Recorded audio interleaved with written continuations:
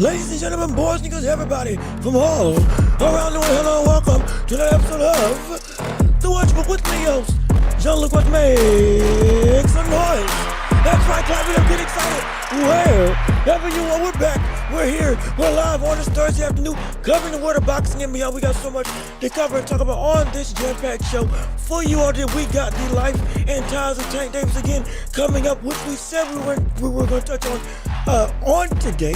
With him deleting Twitter to people with him and Shakur Stevenson, we're going to definitely talk about that. We got some news with Manny Pacquiao coming down the line with the likes of him and a potential championship opportunity nearing finalization against the likes of Rolly Romero, as well as so much more on this show. Again, it's so much to cover in a small amount of time to do it. We got Devin Haney and some talk with him at 147 with the known issues of power, pillow-fisted nature going up against the old school knockout artists in the likes of Brian Norman Jr. Everybody's counting them out, myself included. However, we may need to look at some history in the past to see what can happen in the present, so to predict the future of what his career is going to be against this man and this very dominant threat in the likes of Brian Norman Jr. There might be some hope at the end of said tunnel that we need to discuss. All that and more also with the likes of Boots Ennis and Lima happening. We are less than 2 weeks away from one of the most high-profile and athletic specimens in the world of boxing today in Boots Ennis getting back in the ring. Now we have to ask some questions with the fight coming up. What do we need to expect? What do we need to see?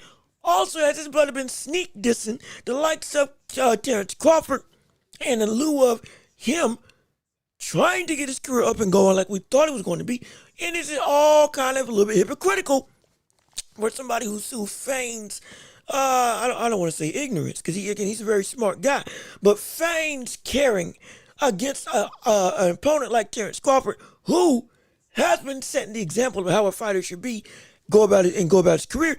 And he, for lack of a better term, ain't been doing it all that much in his own right. We're going to talk about all that and so much more on this show. Thank you for tuning in. Thank you for listening. Again, please, if you haven't already, leave a like on the stream. Go ahead, get the likes up on this show. Make sure everybody knows exactly what we're talking about.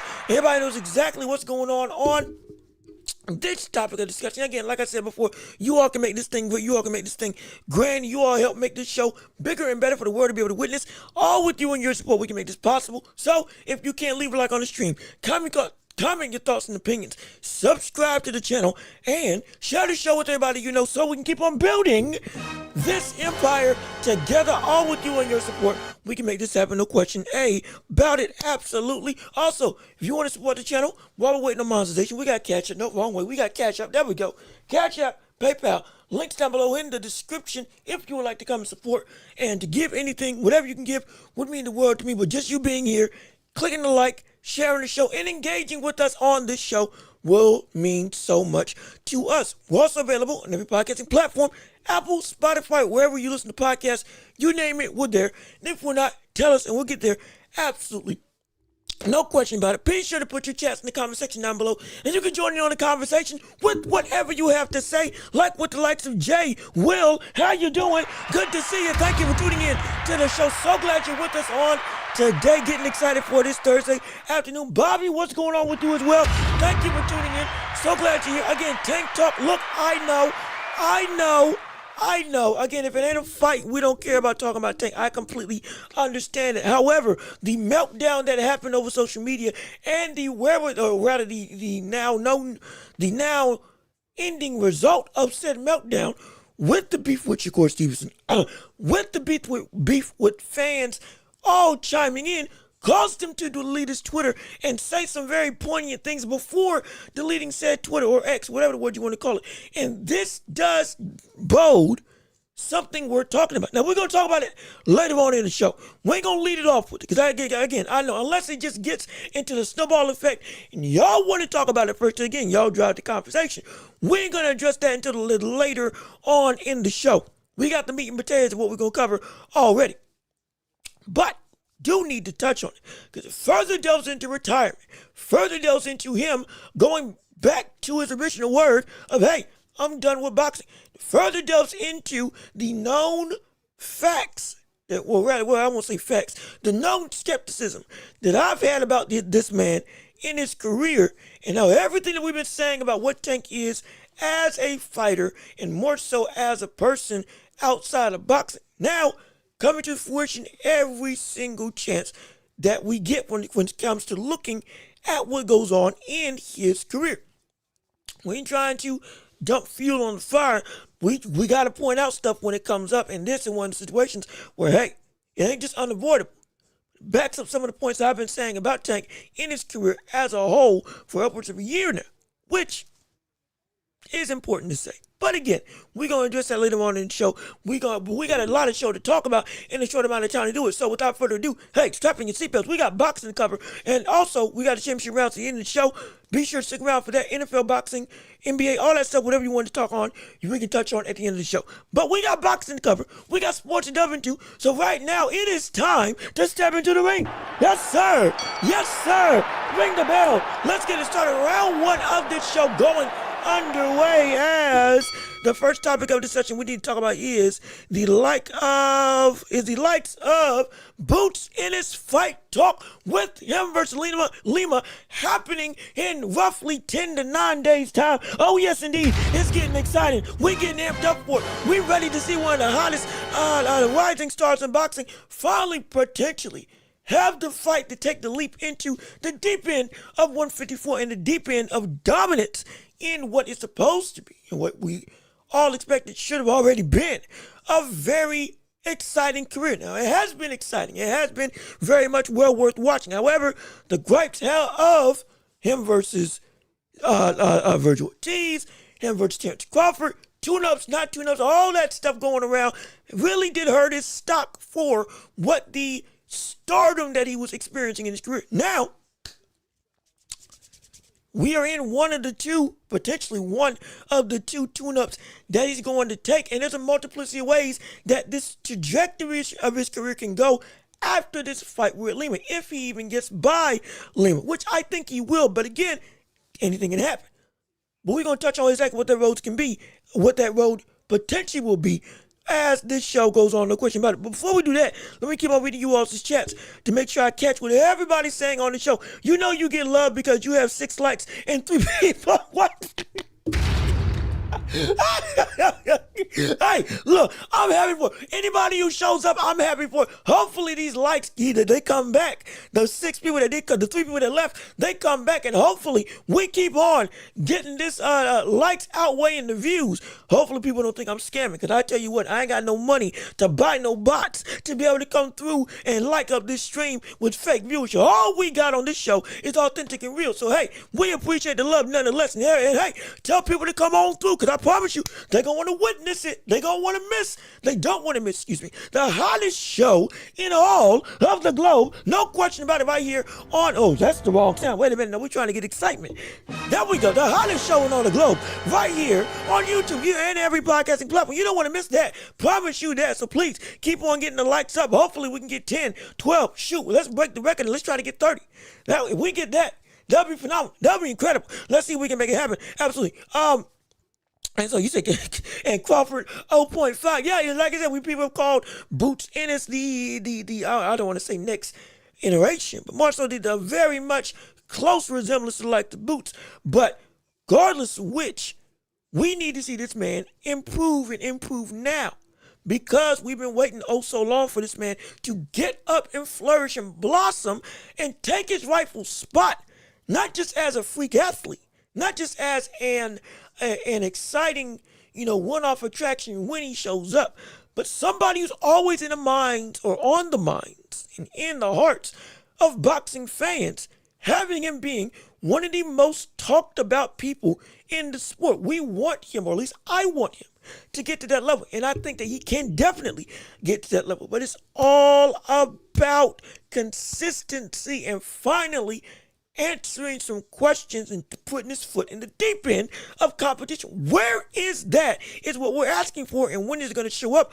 We're going to have to wait until after this fight with Lima. And hopefully it comes up afterward. But let me see. Say no to tune-ups. That's what a lot of people are saying for Boots Ennis. Now, people, having tune-ups, can't be been two tune-ups stinks. I completely get the sentiment.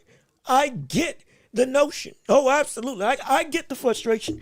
Because that's one thing we talked about with Boots in the past. Frustration from boxing fans with us waiting on the crescendo to finally happen. The roof to explode off of his career. The cap to be uncorked, per se.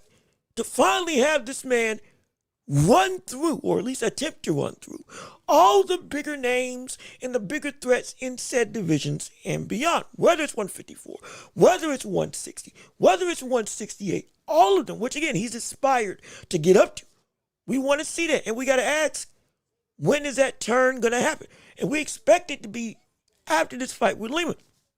But again, only time, which I hope Lima turns Boots into slippers. Now, that could happen. I don't think it will. Let me be clear. I don't think Lima has a whole lot of chance to beat Boots. Now, because I've been watching this film. I've been trying to catch up on the fights that he's had, his most recent fights, to make sure, okay, what's this man really all about? With him being ranked, I believe, number 10 in the division on most rankings, on most boxing rankings. And again, if we're going by Zuffa, nobody matters in the world of boxing outside of the Ring Magazine ranking. So hey, maybe he doesn't matter at all. But regardless of which, on most sanctioning bodies rankings, he's 10, at least 10, 11, somewhere around that framework. So this should be the catapult.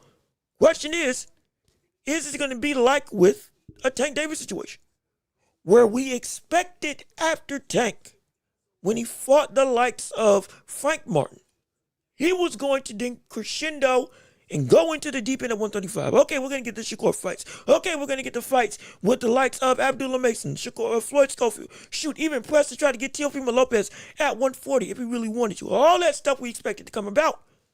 However, didn't really happen. Hurt him. Everybody got tired and frustrated. Because then the right time became no time. Because it never got fulfilled. Boots, not as much, he's not nearly as high profile as Tank, understandable. But the sentiment still is rolling into the same direction. That's dangerous. That can be very dangerous. Very dangerous indeed. Let me see, Vlog, what's going on with you? How you doing? Good to see you. Thank you for tuning into the show. We're so happy that you're here with us on today. Absolutely. Let me see, Bud had no tune-ups, moved up 2 weight classes, and fought top dog at 168. Yeah, absolutely. But he became a champion at 140, at 147. I believe, no, excuse me, at 135, 140, 147, 154. Did he become I think he did become a champion at 135, right? I believe so. Unless I'm wrong. Please correct me if I'm wrong.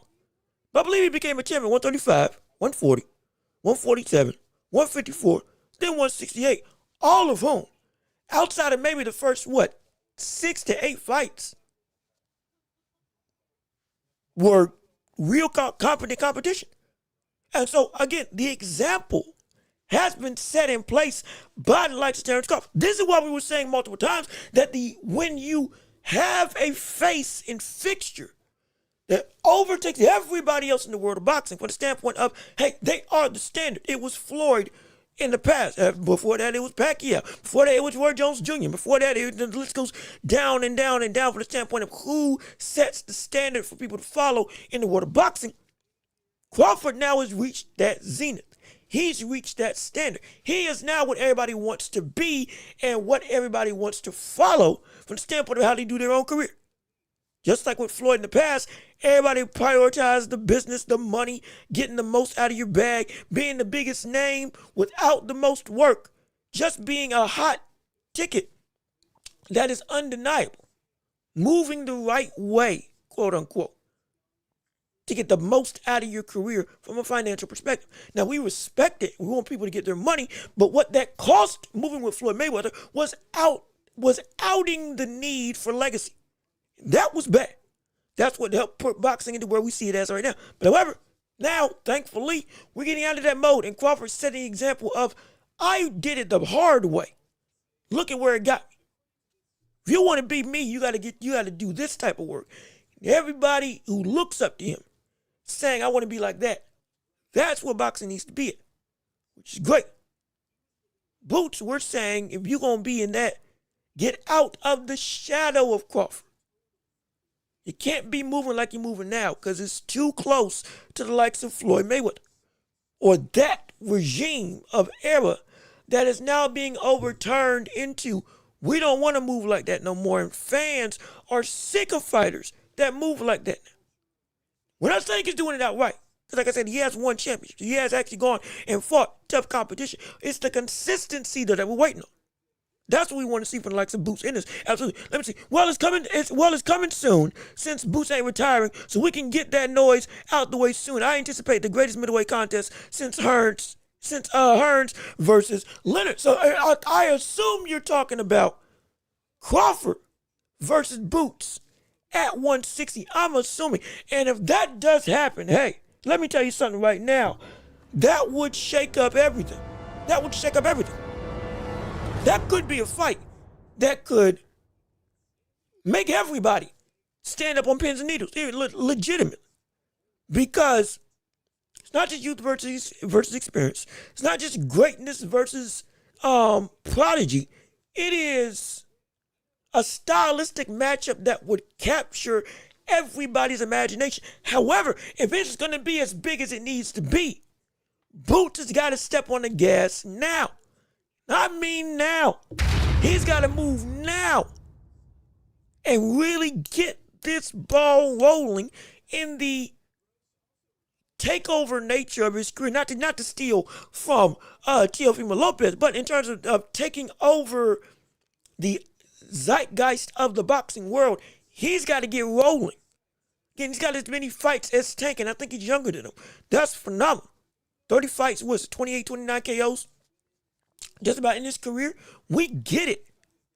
But brother, if you want to make sure you capitalize on the current dominant stardom of Terrence Crawford, while still making your name something that is undeniable to the point that it can sell, it probably won't be to the level of a Canelo Crawford, because Canelo's Canelo. That's a whole other beast. But at least getting in that framework of getting the most anticipated fight of the year, period.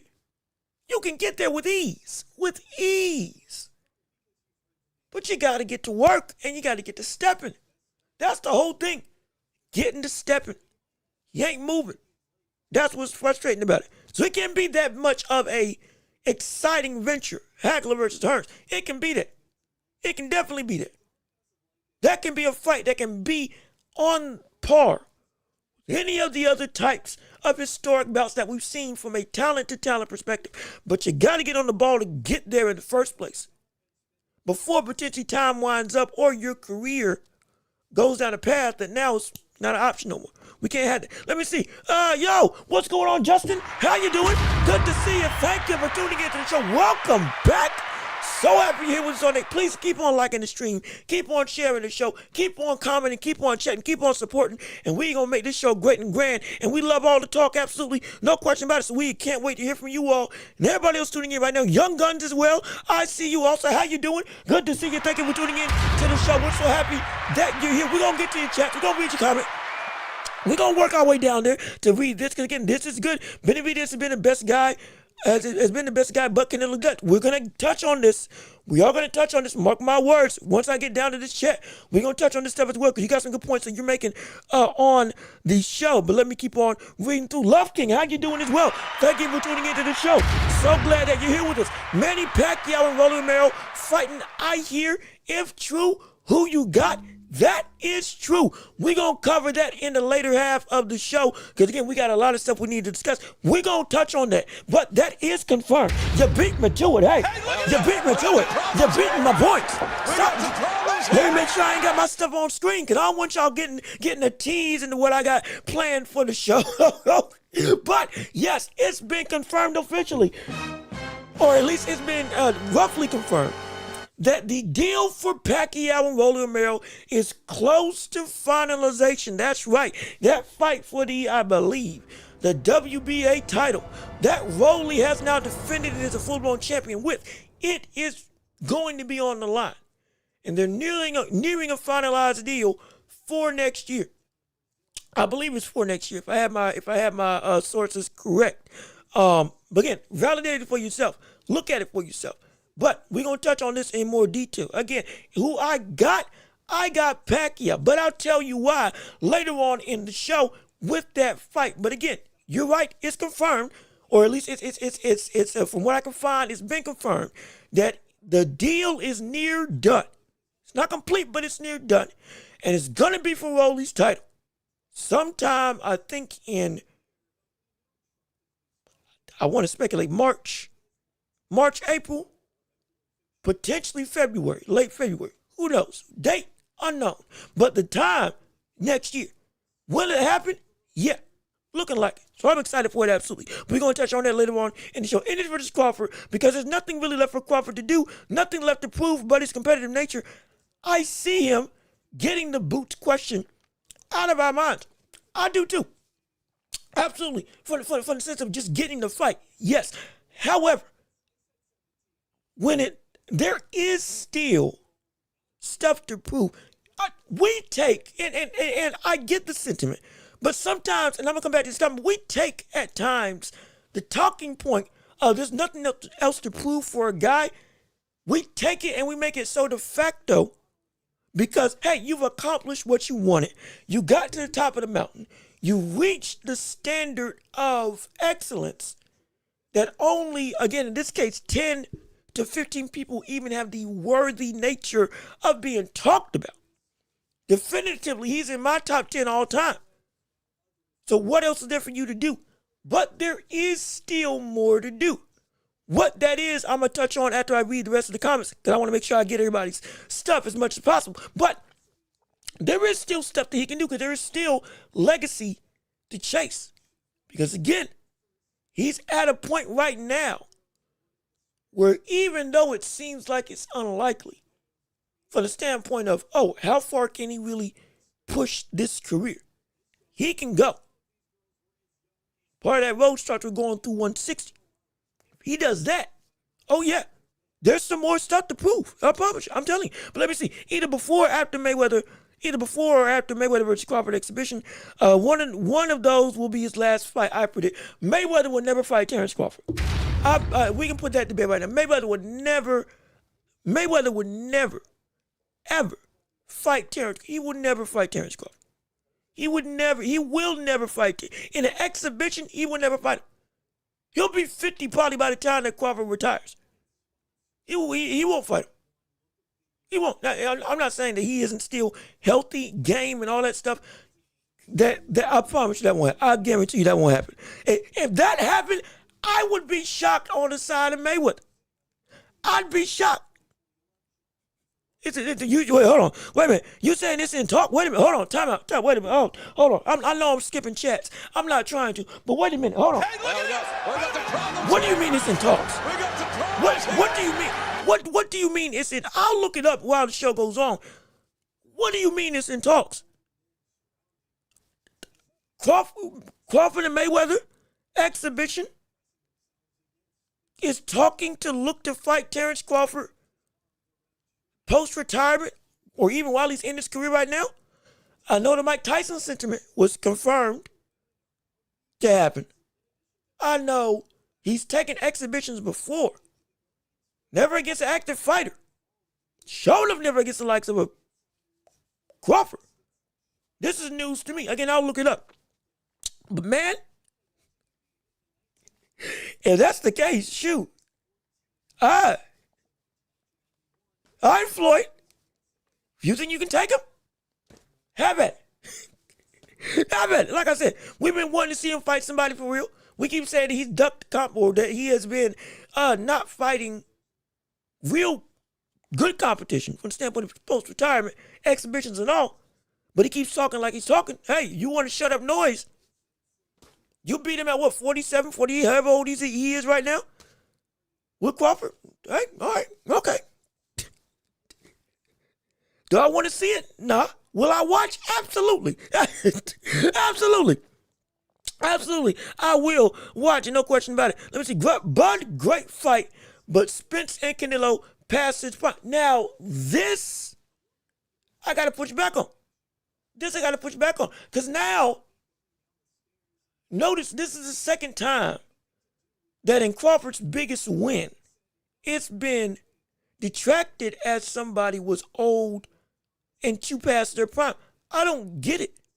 Because we've been saying that this man hasn't even gotten the opportunities to fight in these people's best primes. Because it was avoided by a bunch of people. And by promoters. Not even wanting to give him a shot. Again, the whole side of the street argument. The whole, we don't want to call you, we don't want to fight you. Like you said, Crawford had a phenomenal interview with the likes of Andre Ward post his championship winning fight against Canelo. And it was a situation where, like, asking the question, what they're going to say now, and stuff is always going to be said about something, but I did this point blank period. And going back to, remember, before this fight with Canelo, Spence, he divulged, Spence was going to get that fight with Canelo. If he had won it. And it's like, all this time, whether it's Virgil Ortiz, whether it's Boots Ennis, whether it's other dominant fighters and promoters, they didn't want to mess with him. They didn't give him the chance. He literally had to fight and claw to get here. And when he did fight Spence, Spence was what? Number 8 pound for pound in the world. Remember it? Well, I remember those rankings. He was number 8 pound for pound on most people's rankings. When he fought Canelo, guess where he was? Number 8 pound for pound on most rankings in the boxing sphere, mine included. And again, had been and still was up until that point the most dominant super middleweight we had of this era. Period. Had cleaned out the division. The only competition that we said could beat him. Yes, he was ducking David Benavidez, but outside of that, he was running through everybody. And he was older than Canelo. And if I got my numbers right, I think he was older than Spence as well, or at least around the same age. So, like, he wasn't past his prime. He was not past his prime at all. Both of them were at the zenith of it. We even admitted to Canelo having a decline in his prime, but he was still in his prime. He beat him like that because he was just that good. Period. That's the thing. And so we again, we're not playing on, for me, I'm not playing the game of somebody was too far gone. When it is true, I will say it. But when it's not, we're going to shoot it down. We have to. This ain't one of those situations. This is not one of those situations. They were in their prime. Crawford didn't have business beating the likes of Canelo from the standpoint of optics, outlook, and the understood reputation of Canelo. Where he was when that fight happened. Brother, and he beat him? Yeah. We ain't talking about he's pound for nothing. We ain't talking about he's pound for pound top 10 in history for nothing after this win. Because that win was something that it shouldn't have happened. Let's be real. Logic said it shouldn't have happened, but it did. And he beat him dominated-wise. Dominating. Insane. So I ain't going to shoot that down. Canelo would have got more respect losing to Benavidez than Crawford. And it's like the loss would not have hit as bad because it would have been the biggest op that everybody had been saying we wanted to see. It was the fact that this was a fight. Again, Crawford's Crawford. No question. Bad buddy. We can say everything we want to about him because he earned it. But remember, a lot of y'all was saying y'all weren't really excited for this fight. For the sample when it first got announced. It was like, why? Why? When Benavidez is literally right there. Because we were saying, hey, what's going on? Where's the drive to be great against the people that you need to be great against? And so it would have been if you lose, you lose. If you win, you win. But give us the fight. That was it. So yeah, it would have been. Again, it's not that this loss has turned Canelo into he's a bum. He was never that great. No, it's not that. But the sting, especially with the ramifications of who Crawford was coming into this fight. Lower weight class. Nobody thought he was gonna be able to be up there. Oh, you're too small. All this stuff. And now with you losing, yeah, it's gonna sting more because hey, if you were gonna fight somebody and lose, you might as well fight Dave Benavidez. Because now we all definitely feel, yeah, you against Dave Benavidez for the most part. Most of us are thinking, yeah, you're gonna beat him. He will beat you. He will beat you. Yeah, the most of us right now. And so it's a I respect the fight. I respect the challenge. It's just the sting is going to hurt so much more. It's going to hurt a lot. Like I said, it's going to hurt his legacy, or it's going to stifle how far he can progress from this point on with this legacy as a fighter. It will. It will. They definitely will. Let's see. Whether he gets knocked out or not, I feel Ennis will still give us the best matchup and a epic fight. Yeah, I think he will. Now, it could be that, again, Crawford does a trifecta of dominance and just beats him to kingdom come. It could be that. Hypothetically, it could be that. Do I think it's likely? No.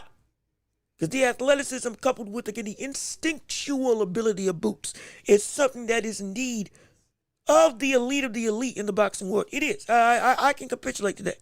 No issue there. But still, we got to get to that matchup. And that's going to take you getting some work in your career. That's the biggest thing. That's what we're waiting on. And so let me see. You say Buddy's in your top 10 all time. Who's the other 9? I think I said this on a previous episode. And I got to find the list. I typed it out in front of me. But at this point in time, I got to go back through my notes and on my computer and try to find it. But I can talk about that at the end of the show because it's in fact, I might be able to bring it up right now while I'm talking to you instead of just trying to if I can do it quick enough as I'm still reading other people's chats. So I'll look for it and still read off what you all got to say. Why wouldn't he take advantage of the exposure? Yeah, no, he should. Absolutely. Because of Canelo saying that Crawford was way better, I think that got under his skin. Most likely. But I tell you what, fighting him now ain't the way to prove it. If you're Floyd Mayweather, because guess what? You ain't that Floyd that could have beaten Crawford. Definitely not now. That's just because of age. That's just legitimately because of age. Don't try to prove something now. Because if you lose,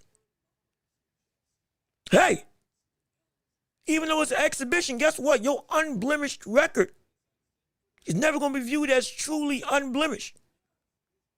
Because guess what? You got beat. If Jake Paul knocks out Tank, guess what? Ain't nobody going to say, oh, it was an exhibition. Oh, it wasn't a real fight. They're going to say he got knocked out. And vice versa. The result of said fight and the performance is always going to be remembered, regardless of what actually happens. Regardless of these stipulations. At the end of the day, but it is a fight. So if I was Floyd, I wouldn't take that test. I would not want to do that. LOL, old, so 38 ain't old. Yeah, no, again, like I said, Crawford was 38. Canelo was 36. I can't really say he was too old because Crawford was older than him. Crawford should have been out of his prime before that. So it's like, it don't make no sense. It don't make no sense. Also, Al Booger, almost missed your chat. What's going on, brother? How you doing? Good to see you. Thank you for tuning in. I'm so sorry. I nearly missed what you said. Yo, appreciate you tuning in to the show. We're so glad that you're here. Thank you so much for tuning in. Hopefully you leave a like on the stream, and hopefully you keep on engaging with the show, because we love it. We love all of this. We love it all. No question about it. Oh boy, okay. Also, Teddy, you gone? Hey, I appreciate you coming through. We're so glad that you were here just for the sake of just being around. Hey, if you come through again, we appreciate it. No question about it. But hey, we still got so much stuff. And again, when it comes to boots, as we're continuing said discussion, as I'm still looking for the pound for pound topic to answer for the likes of Love King, when it comes to tune-ups, I am okay with tune-ups. I've said that multiple times. I'm okay with you having a tune-up, going to a new division. I'm okay with you getting your feet wet in said division. My issue is, at this point, afterwards, how committed are you to going and jumping in to the deep end where you're supposed to be, if your talent allows it to be that? And in this case, it is. And it definitely does. And so after Lima, again, we're not trying to look too far, but we understand that we most likely, he's going to dominate Lima. He's going to knock out Lima. He's going to handle Lima with probably one of the better performances of his career. I'm fairly confident we're going to see that. Unless we get a shock, which it can happen. We're going to see probably one of the more impressive performances from Boots in his entire career against Lima. But after that, now it comes down to Virgil, Boachuk, Adams, Madrimov, Fundor, Keith Thurman, all of them, Tim Sue even, all of them got to be not just on your radar, but on your resume. Have to be on your resume now. Because this is going back to Tank.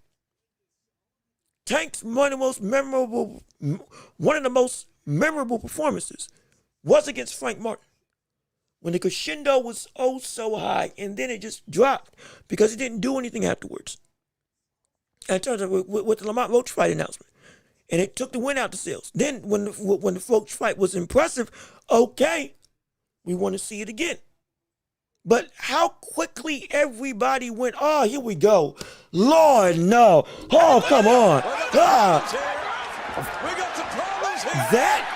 That sound, that deflated feeling, because you essentially hit the brake from the opponent that Tank chose after what was supposed to be an opponent in Frank Martin that catapulted him into championship aspirations against some of the biggest names in the division.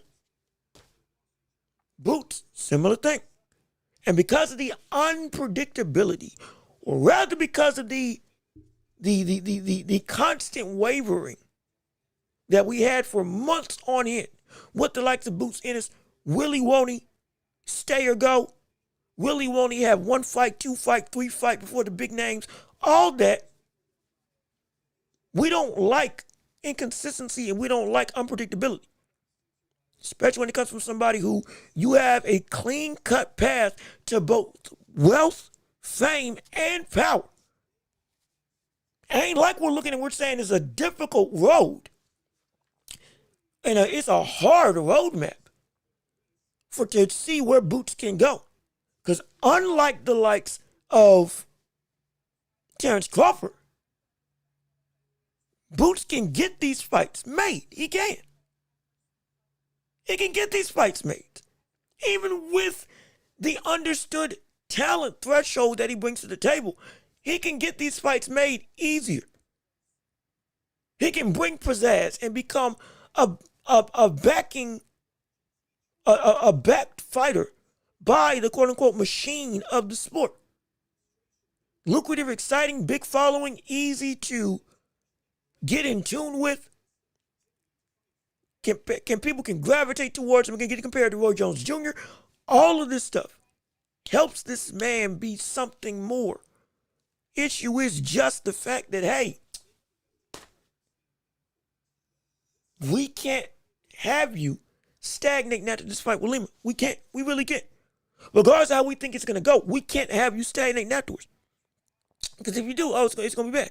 It's going to be really bad. Let me see. I fully expect fireworks when he fights Lima. He has to get a big fight right after, not just collect the belt, a big fight. Absolutely.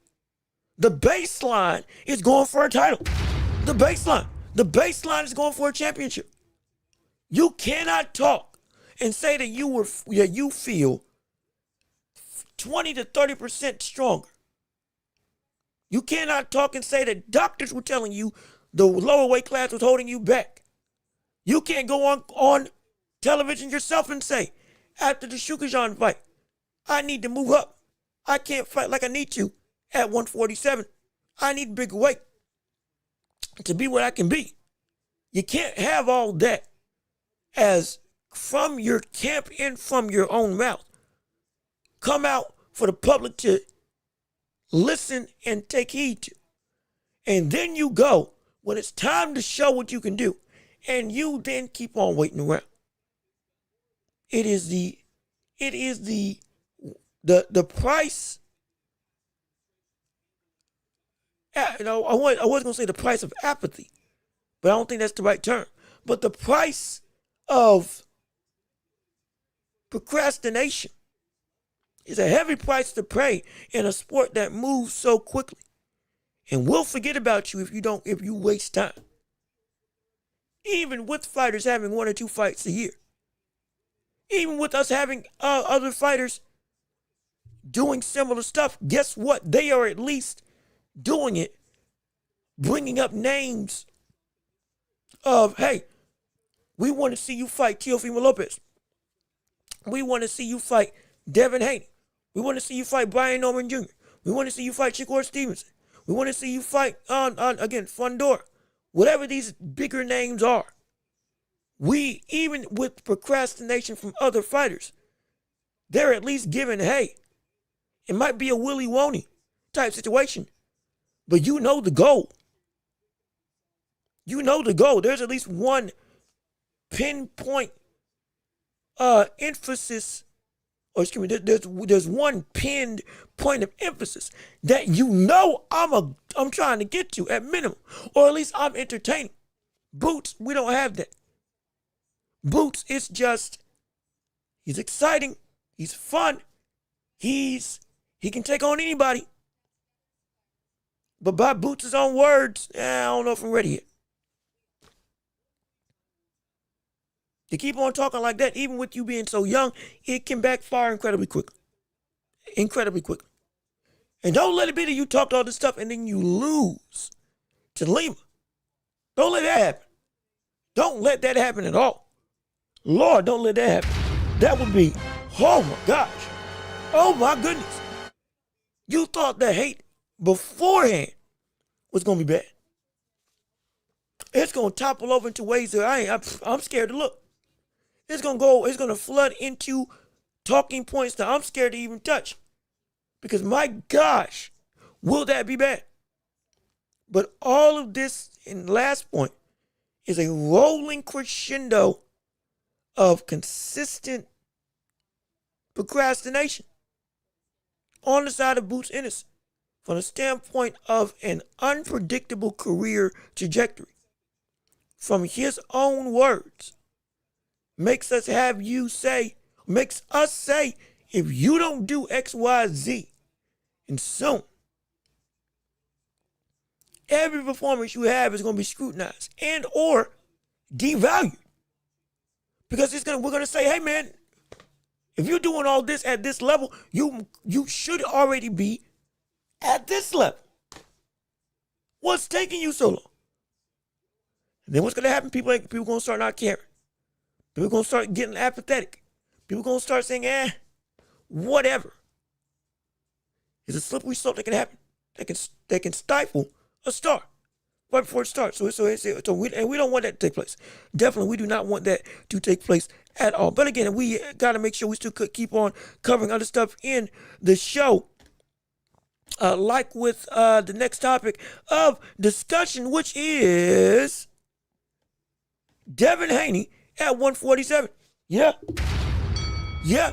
We ain't touching now. It's not. Yes, we've touched on the fight multiple times. Yes, we're getting excited for it coming down the line.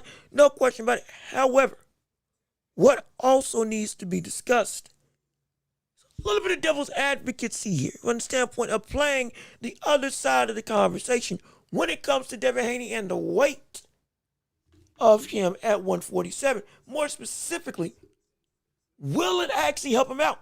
With all of us saying he doesn't have power, he's not going to have power once he moves up to 147. Understand, I still feel that sentiment. I'm still that same way that if Devin Haney, with his, again, punching ability, it is almost non-existent. It is almost irrelevant. It is genuinely nothing to write home about. And it is because of that, that again, stylistically, slick defensive boxer, counterpuncher, all this footwork, technical, I get it. No question. But all the gripes, all the concerns, all of the pitfalls that we've said when it comes to Devin Haney are still true. Does seem like he's scared to take a punch. Does seem like he has still mental blocks in his game. Does seem like against Brian Norman, it's the worst fighter for him to go up against. For somebody that, again, old school type of good footwork or good feet, not fast feet situation. Deliberate and effective in cutting off the ring. Long, strong, lanky, just like Devin Haney. And got punching power that is, again, made people forget their life. Like with Jin Sasaki. 6 weeks of his memory gone. A month and 2 weeks gone. Just like that. Putting down some of the other bigger punchers inside that division. Becoming the biggest threat to Boots Ennis. Becoming, for most people, even though he's not undisputed, the de facto best fighter at 147. Period. At welterweight. This is a bad matchup for Devin Haney from the standpoint of, this can end really poorly. However, it's also a situation where what if we're giving Devin Haney less credit than we should? From the past times that we've seen him move up in divisions. Like when he went from 135 to 140. When he fought against Regis Prograis. Now, yes, Regis Prograis is not as good of a fighter at all. From the standpoint of Devin Haney. From the standpoint of either Devin Haney or Brian Norman Jr., especially Brian Norman Jr. But when he moved up to 154, some of the same gripes of, will he be able to take out his own at 140? Will he be able to stand up to the power of Prograis, who at that point in time was seen as one of the hardest hitting punchers in the division, period. Young, spry, strong, all that stuff. Devin Haney coming in, did look bigger, understandable. But it was still the notion of, okay, what can he pack at this division? Going up against this brother, who not just is a champion, but is on a competitive level, he might give him a real run for his money. And he handled him with ease. Handled him at a level that had me calling Devin Haney the best 140 pounder in the world. But at that point in time, with the decline of Teofimo Lopez, or rather the wishy-washy performances of Teofimo Lopez, with Subriel still being in the division, with Lomachenko still being there as well at 135. Oh, excuse me, not at 135, excuse me. Ryan Garcia making his debut at 140 as well. I was saying that Devin Haney after that was the best fighter at 140. Because of that performance. Because all of a sudden I did not expect him to be that much of a, not just surgical type of fighter against Prograis, but also to put him down and rock him and hurt him multiple times in that fight when we had said he had no power.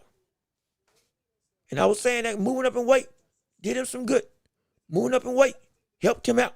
Moving up in weight caused a lot of the deficiencies from Devin Haney to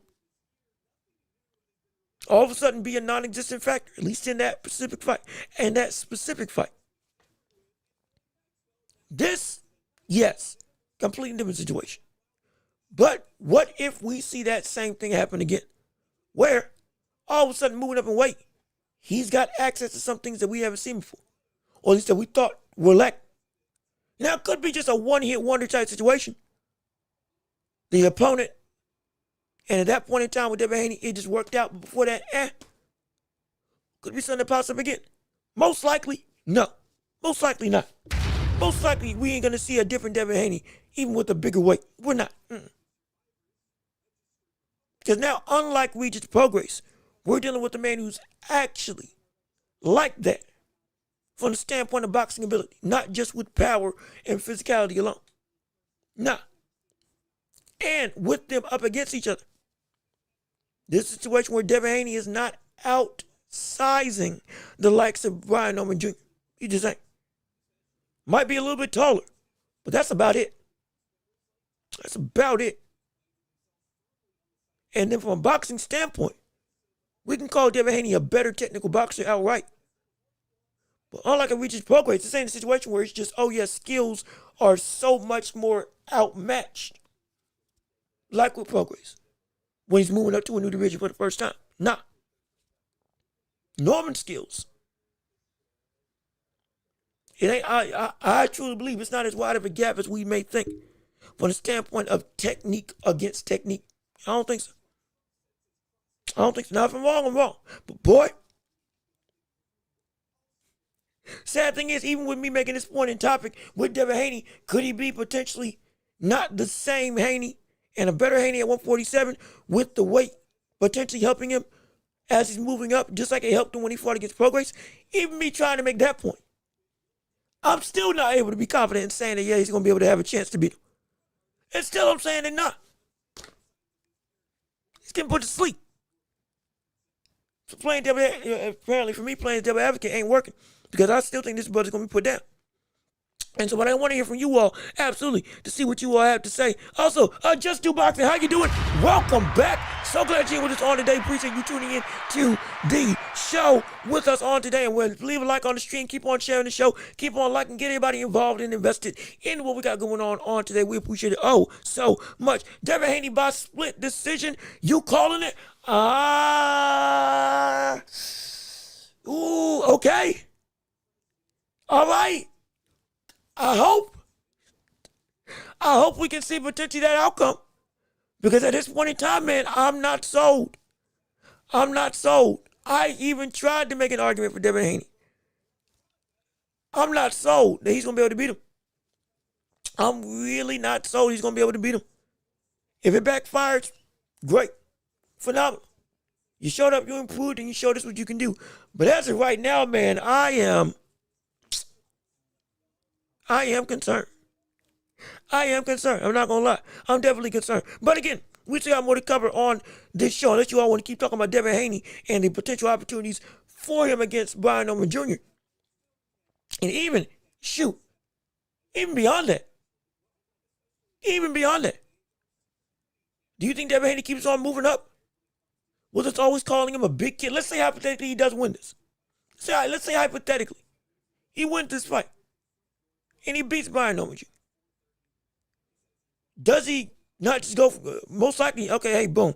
If I can beat him, I can beat anybody, I can go for undisputed. Bing, bang, boom. Make it happen. If he does beat the likes of Brian Norman, I can most likely guarantee he gets a fight with Ryan Garcia. Though most likely had to be at 147. But I can see them finally getting that rematch going on. But then the question is, does he move up past 147? Does he go to 154? Does he then get in the ring with the likes of a Boots Ennis down the line? He's still young, remember. Does he get in the ring with Virgil Ortiz? Does he get in the ring with some of the bigger hitters at that division?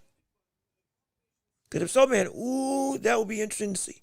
But all that comes out the backs of if he can beat the likes of Brian Norman in the first place. But again, but we can address that later on in the show as stuff goes on. Now, we got more topics of discussion to discuss, like with the third topic of the day, which, look, I know, man, I want to talk about it.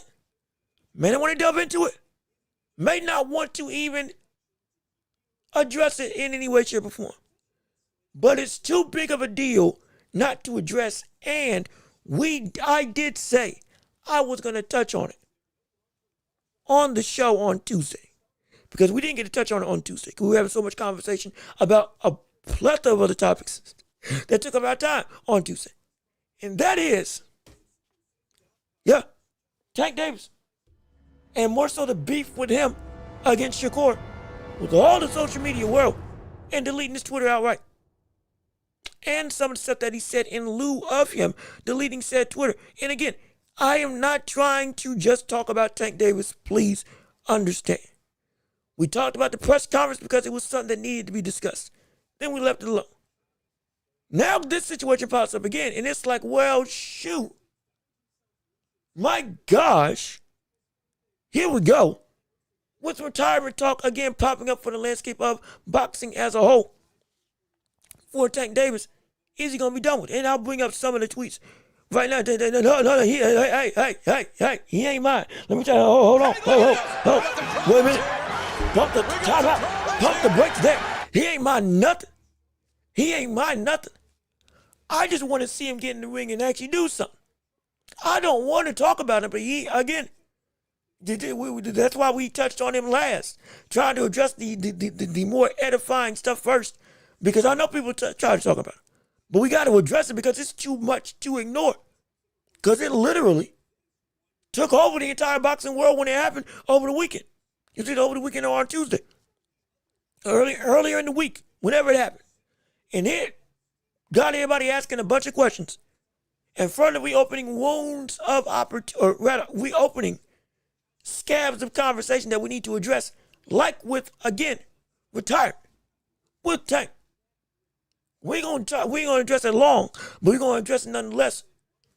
Mainly, if you didn't know, Tank Shakur started going at it on Twitter again, going through and drawing at each other, saying how you're never gonna fight me, people don't want to see you, all that stuff. But this time, instead of it just being fighter against fighter, but it was fighter against fan.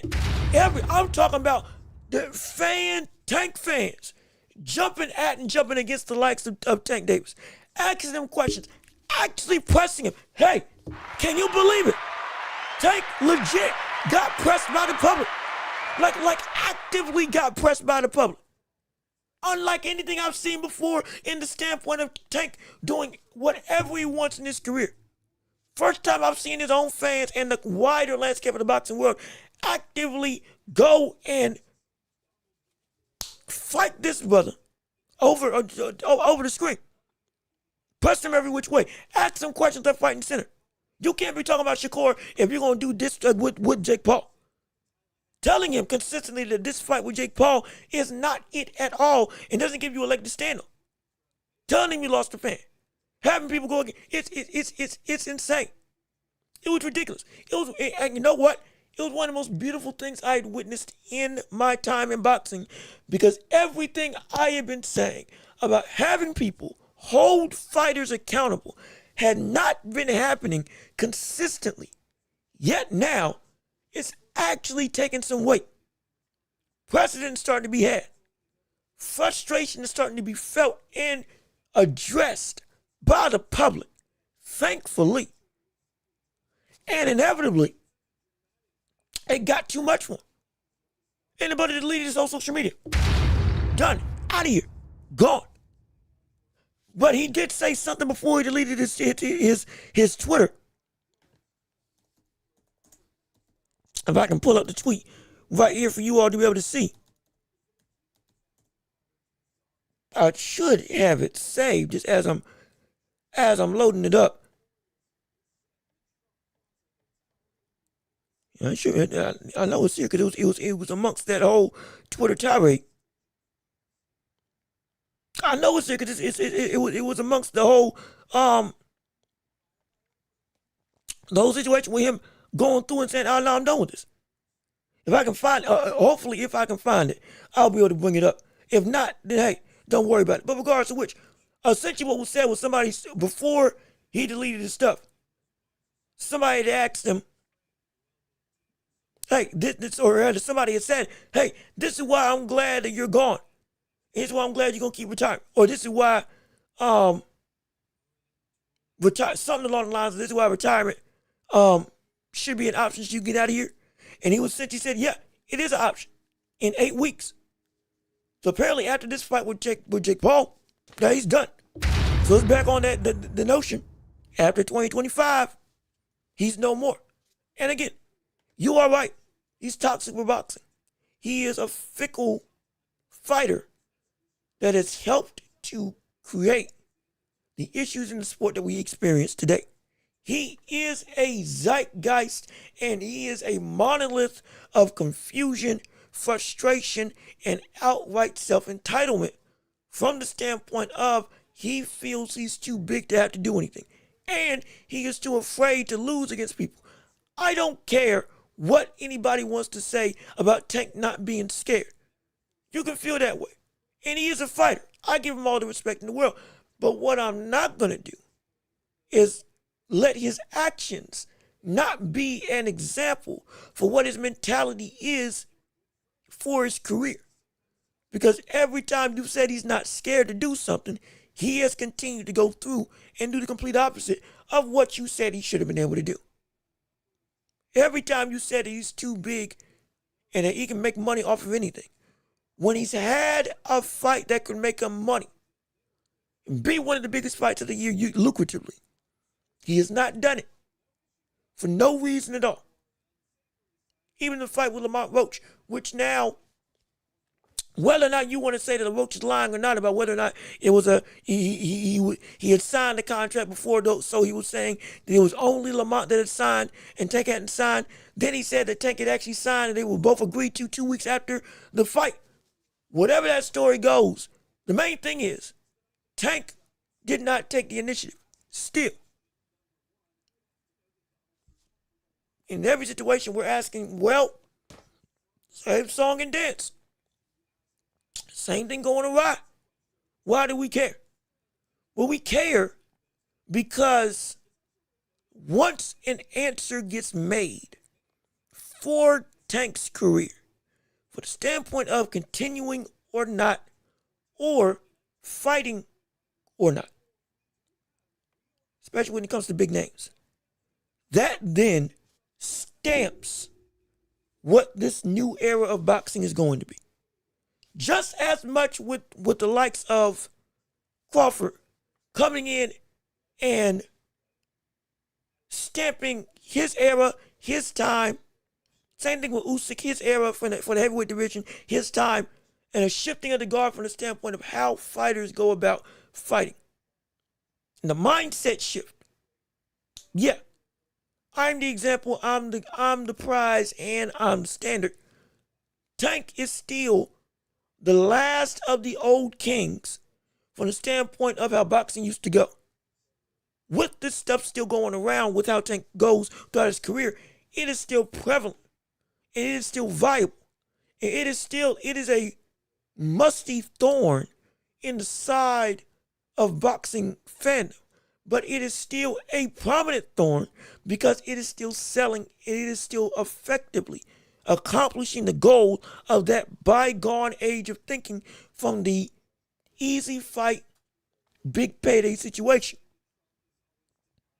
Once he does indeed get out of here, and we finally get the answer, it closes the chapter fully. Closes that chapter fully. From the standpoint of, okay, that is not what we think like anymore.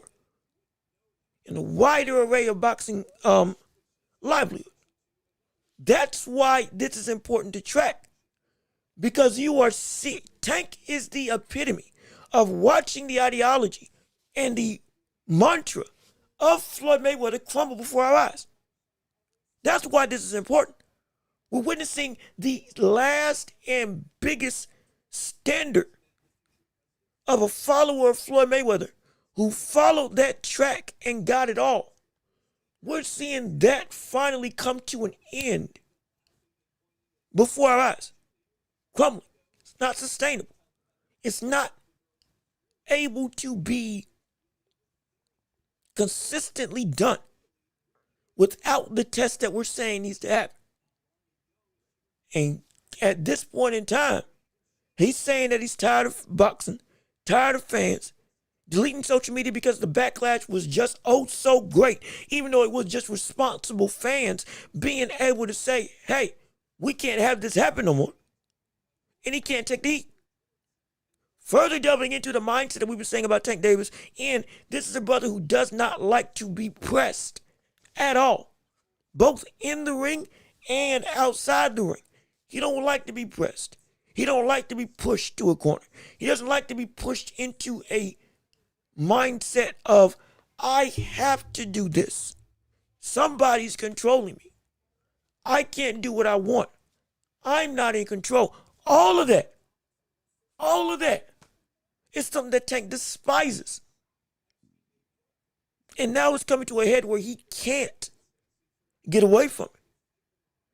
His name isn't big enough to block out the ridicule.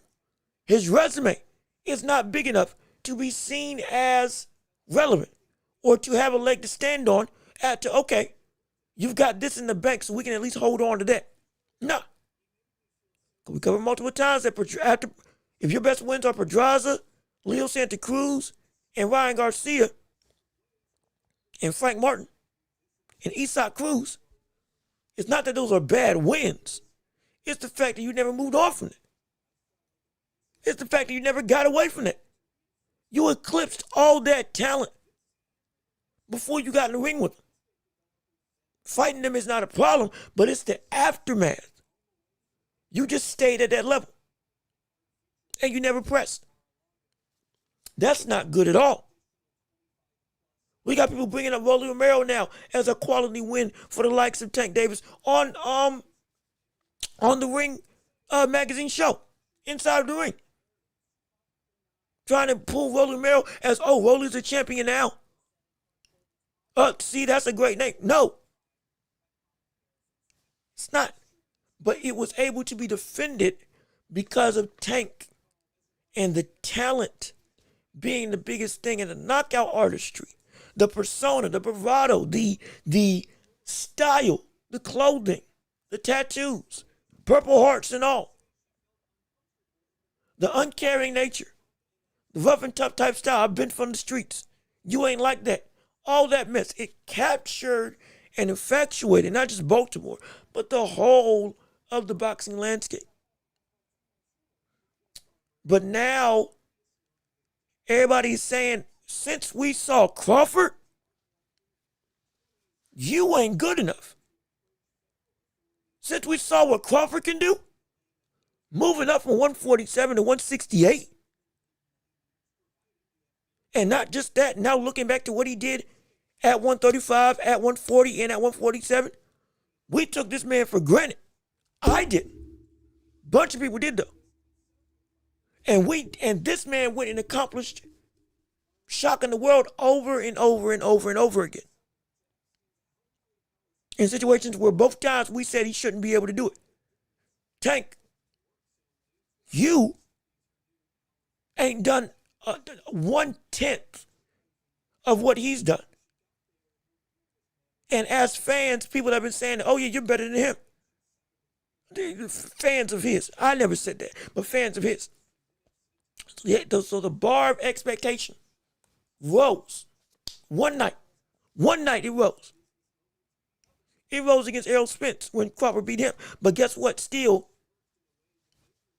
with all the excuses that got made for why Spence lost that fight, which was excuses, kept the identity of Tank to still be able to work like he's been working. But then Tyson Fury came along. And he fought Usyk and lost. And Usyk did what he did. And not just shook up the world, but beat up everybody in the division. Moved quick and in a hurry against the biggest names and dominated them all. Anyway, moved quick and in a hurry. Biggest names, dominated them all. Same record as Tank. Similar record, excuse me. But it shines like the sun while Tank's is hidden in the shadow.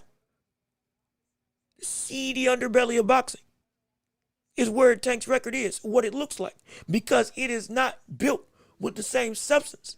And substance is being valued again. especially after this win with Crawford. Tank is the last ideology of that Floyd Mayweather thinking. Once he goes away, nothing else from the standpoint of moving like that is going to be left. And he's getting, and right now, Tank's getting chin checked by the public, by his peers, whether it's Terrence Crawford, whether it's Shakur, whether it's, shoot, anybody in the boxing world now, he's getting chin checked. He's getting, hey man, you ain't looking like you're supposed to look. You ain't what you think you are. By his own fans as well. And you got to prove it. And he hasn't had to prove it. He's been able to act spoiled because of the identity of what he is in the glorified nature of a boxer. Now that's falling apart.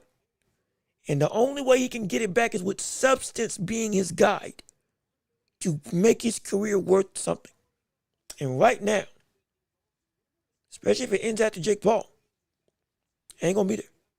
Ain't going to be there at all. So it's going to be a crying shame.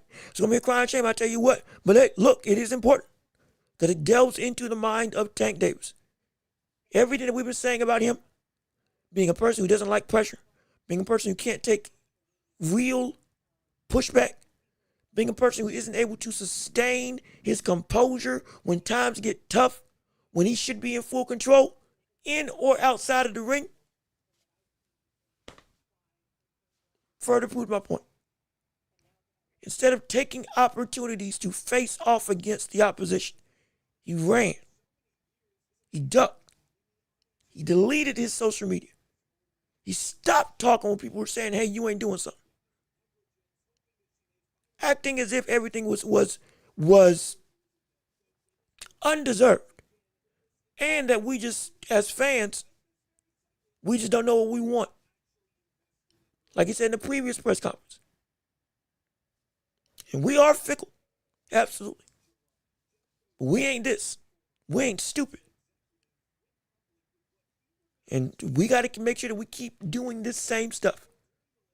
Because this is the type of pressure I've been asking us to do as fans against fighters when they don't move like they're supposed to move. That's why I'm all for going at and calling out Boots when he's not doing what he's supposed to do. Or anybody for that matter. Because guess what? When you do that, you get the fights that you want to happen. And you get the career that you're supposed to get from a fighter. They achieve what they're supposed to achieve because they get pressed to be forced to achieve. Don't let the identity of somebody and the idea of somebody overshadow what the work still needs to be done for said person. That's what it was for Tank all these years. And now it's all crashing down right before us. In a blink of an eye. It's a beautiful thing. Because it's going to force him to do two things. Either put up or shut up. Take his ball and go home. Or prove that we're wrong. And do something about it. Because he can say he ain't scared.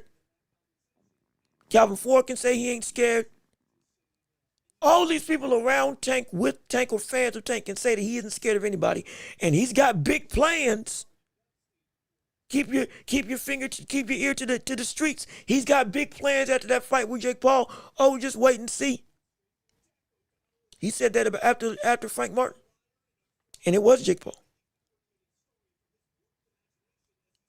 Who knows what's going to be next after Jake Paul? Because again, he's had the same rhetoric, has led to the same result. Contradiction, hypocrisy, and outright blatant disrespect to the sport and to the fans that love him.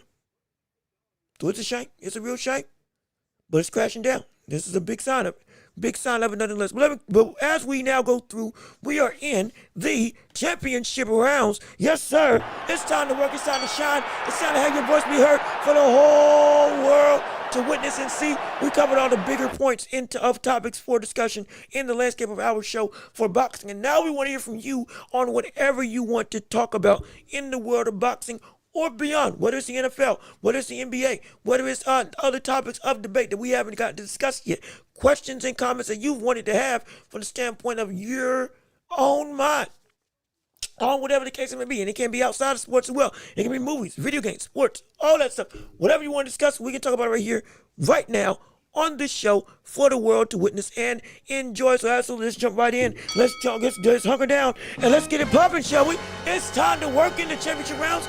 Let's get it started. But also, before I do, I wanted to make sure, or rather, while you're getting your questions together, we wanted to make sure that we discussed the initial question from Love King that came up earlier that we were going to address now in regards to top 10 all time.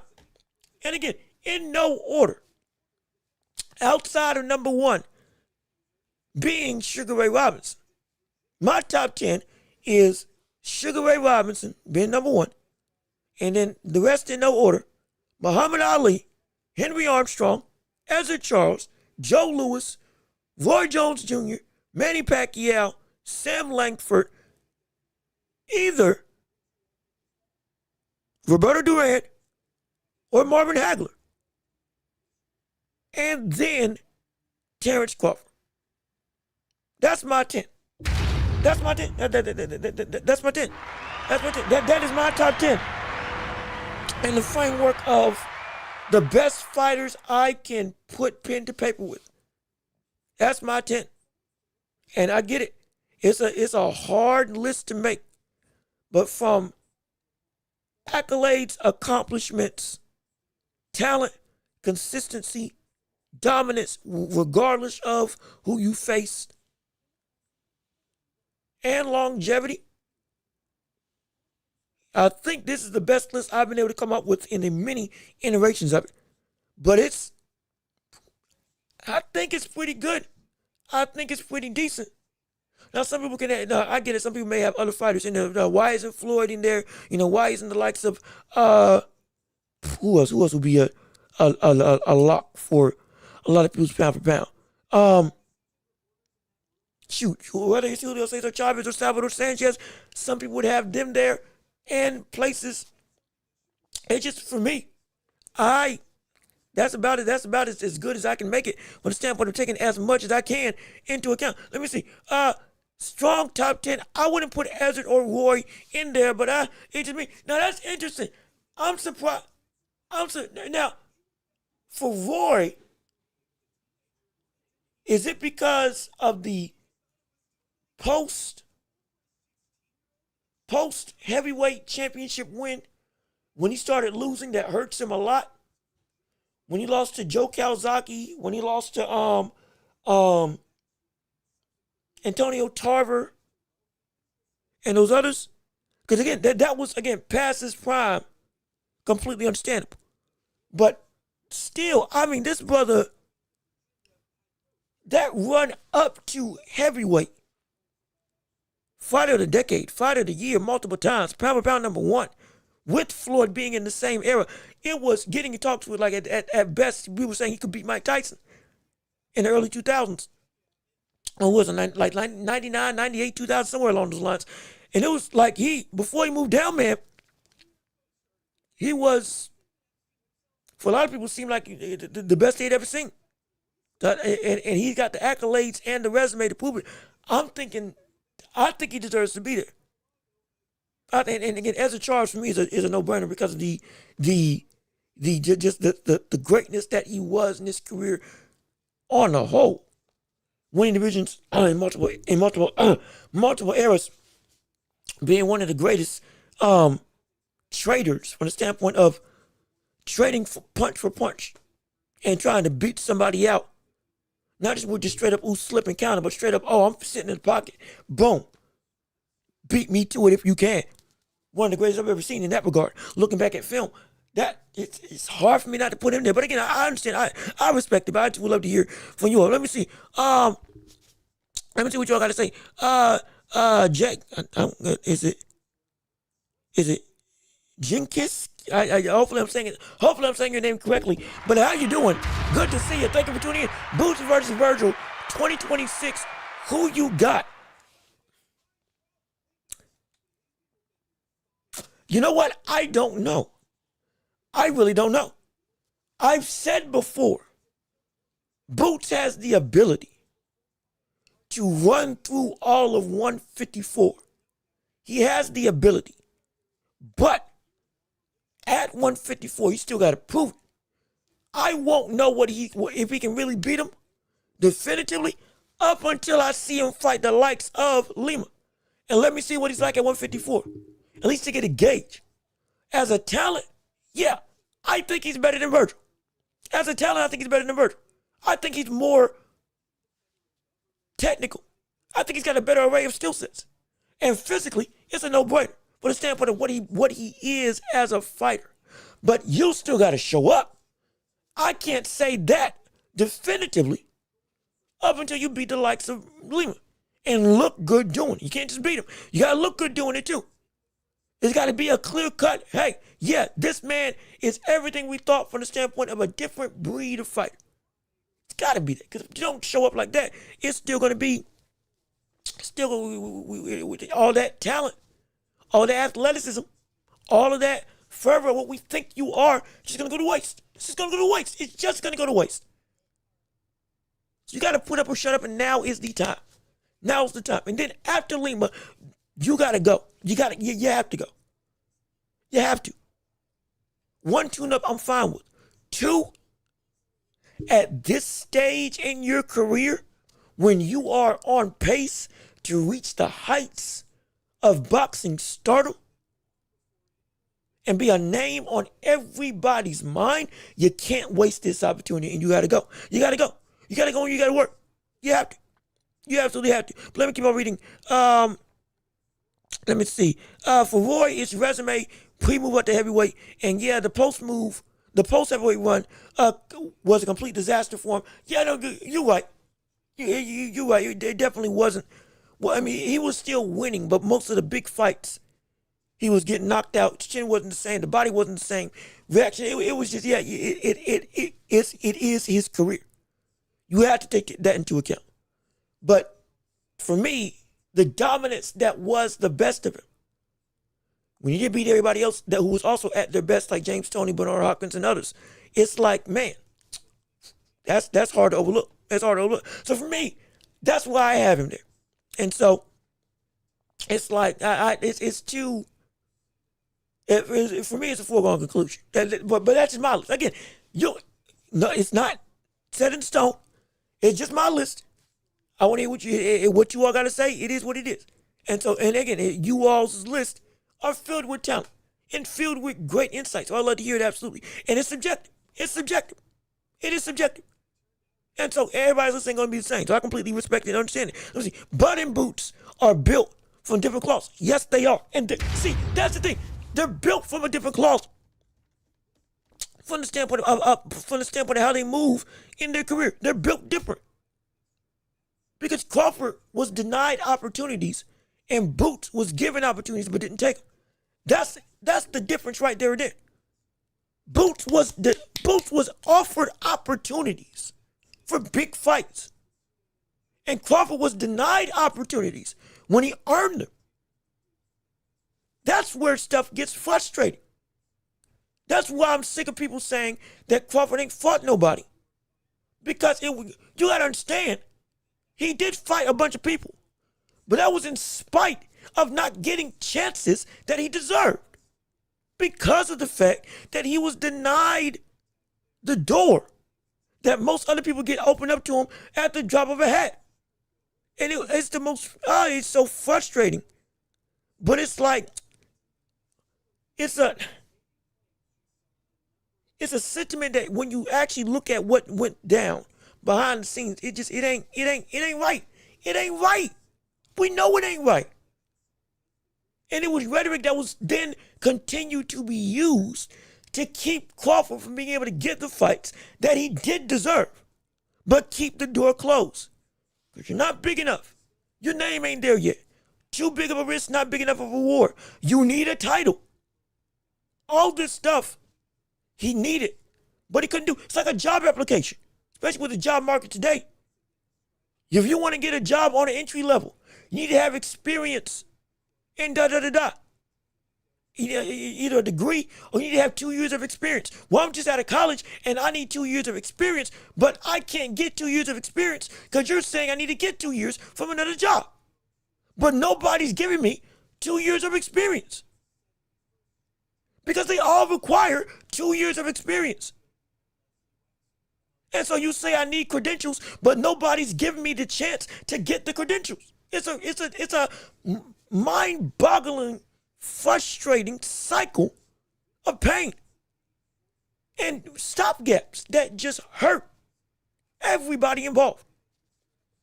That's what's going on, and that's exactly what was going on with the likes of Terrence Crawford. That's exactly what was going on, and it is so frustrating. It's so frustrating. Yet it is a sad reality that I hate it. I do hate it. And also, Young Guns, I did say I was going to come back to you earlier in the chat saying that Benavidez was the best guy Canelo ducked. That is absolutely right. No question about it. Completely understandable and viable. And it's the truth. He is the best guy that Canelo was ducked. Honestly, he's the biggest guy from the standpoint of comparative talent for talent that he ducked, and he still needs it. Even at this loss to Canelo, he still needs to fight Benavidez just to recoup the cap on his legacy that he's now at a plateau with this loss to Crawford. If he ever wants to keep on elevating, he's got to fight him now. He has no other choice. In my estimation, he has no other choice in my mind. Warrior's probably the craziest freak athlete I've ever seen in the ring. That regardless of how you feel, how his career went, at his best, yeah, this was true. I've never seen somebody like that. I've never, to this day, seen somebody get close to that. I've seen comparisons, but from a pure athletic standpoint, he was something like no other. Something like no other. It's insane. Boots will smoke Virgil. It will be a good fight, though. And again, coming into this, yes, I agreed. But I'm still now I'm of the mindset, I got to see what you can do with Boots first. You validated your fight with Stanionis, or you validated it with your fight against Stanionis. No problem there. But since then, it became a confusing mismatch of, hey, brother, what's the wait for? Is there some confidence issues? Do you think you're not really ready? I got to see what you are against the likes of Lima. Though it's not a great competitive comparison, it is something to show me whether you got the goods that I think you got at this division. Whether or not what I think is true, that the bigger you get as a fighter when you move up in weight, the better you're going to be as a fighter when you perform in the ring. I need to see if that bodes true. I got to. And we're going to find out. That's why I can't wait for October 11th. Can't wait for it. It's going to be so exciting. It's going to be so exciting. And also, skill-based, yep, absolutely. Again, skills do pay the bills. And it's going to be a matter of, is he better than Virgil? Is he better than most of the division? I think so from a skill perspective. But still, you got to put him on display. You got to show it. You got to show it. You have to show it. You have to show it. Yeah, let's see. Let me see. Not Virgil was hurt. You ducked an injury. No, I'm talking about, yes, Virgil was hurt. Absolutely. But what I'm saying is, when hurt or healthy, the skirting around of getting in the ring with that high-level competition, when you say all this stuff about your goals, but you move in a manner that does not match up with said goals, it is a sentiment that has us saying, hey now, once he got healthy, you still could have been saying that same tune. I want Virgil. We've seen other fighters do it.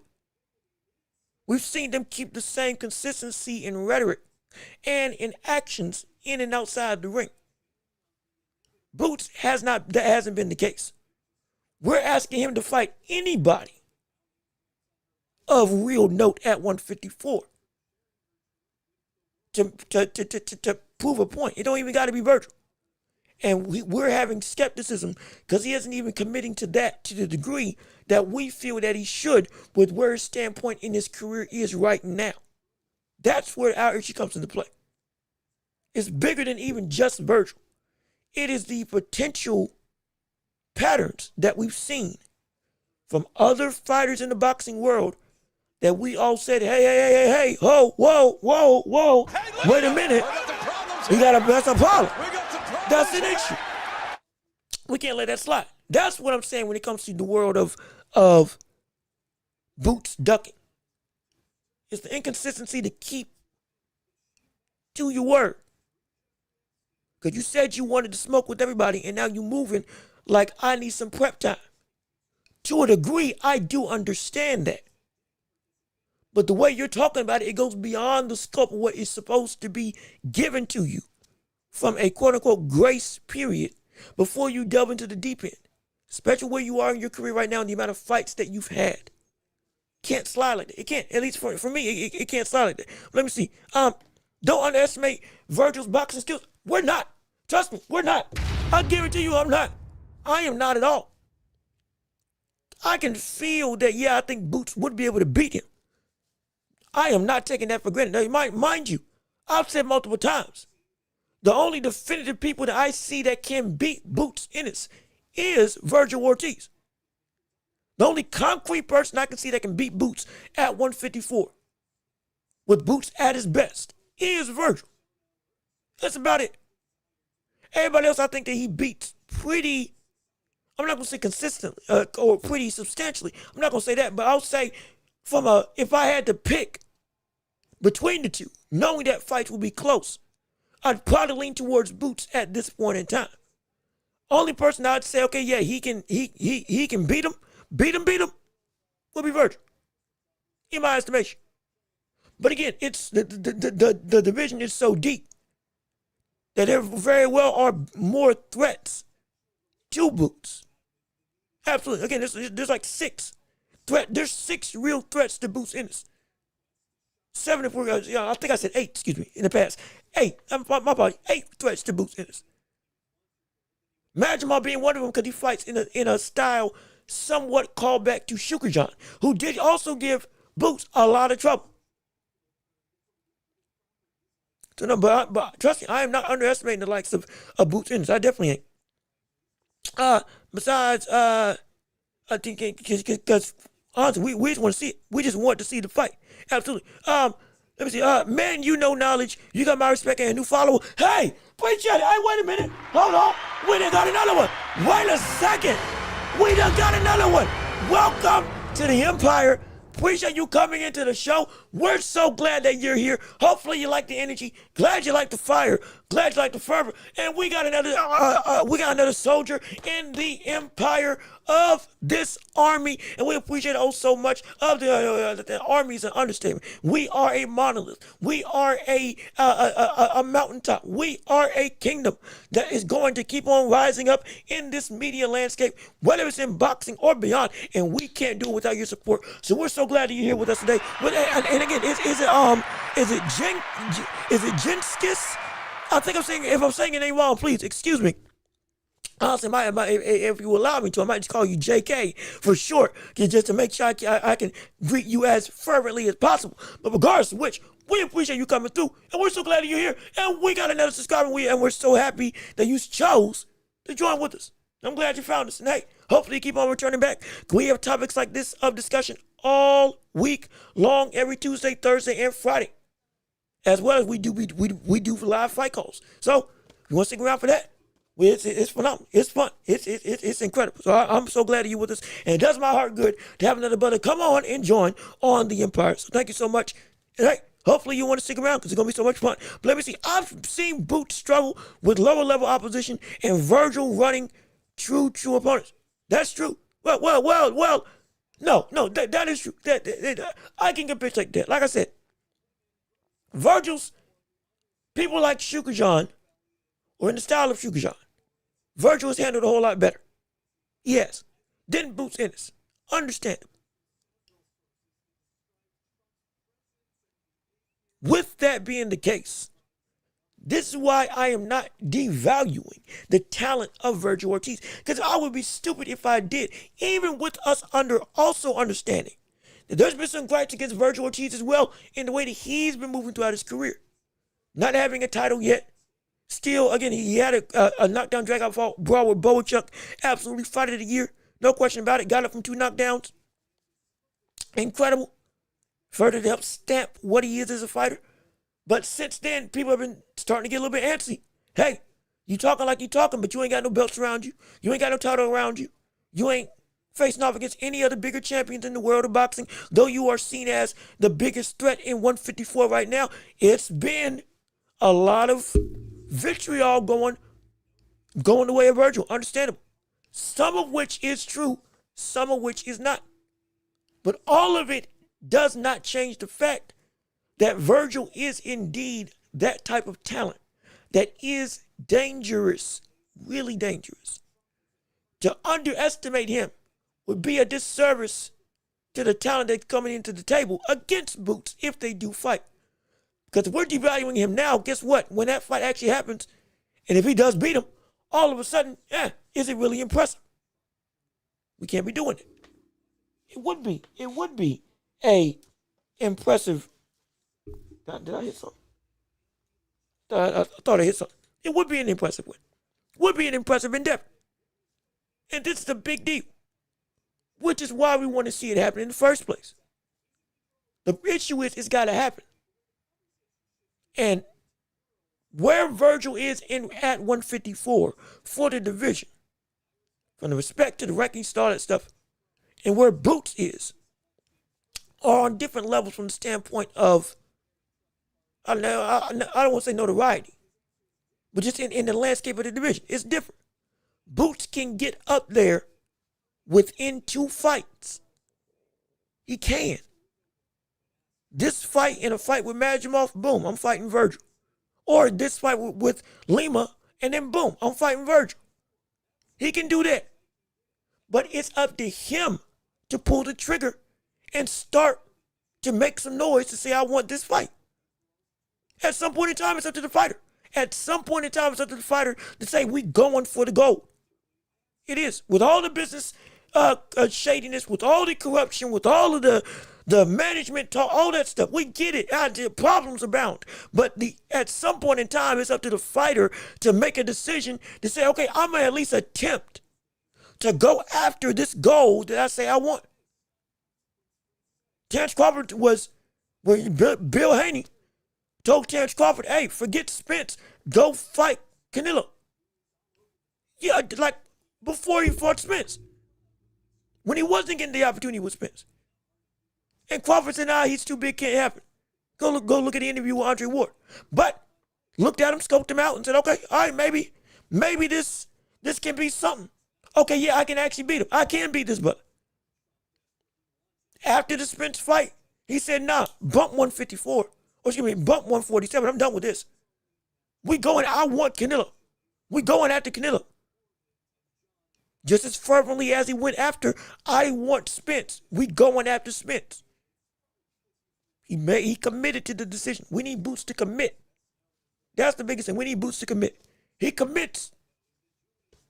At that point in time, then we can blame, hey, boxing isn't letting this happen. Boxing's getting in its own way. Then you put the ball in Virgil Ortiz's court.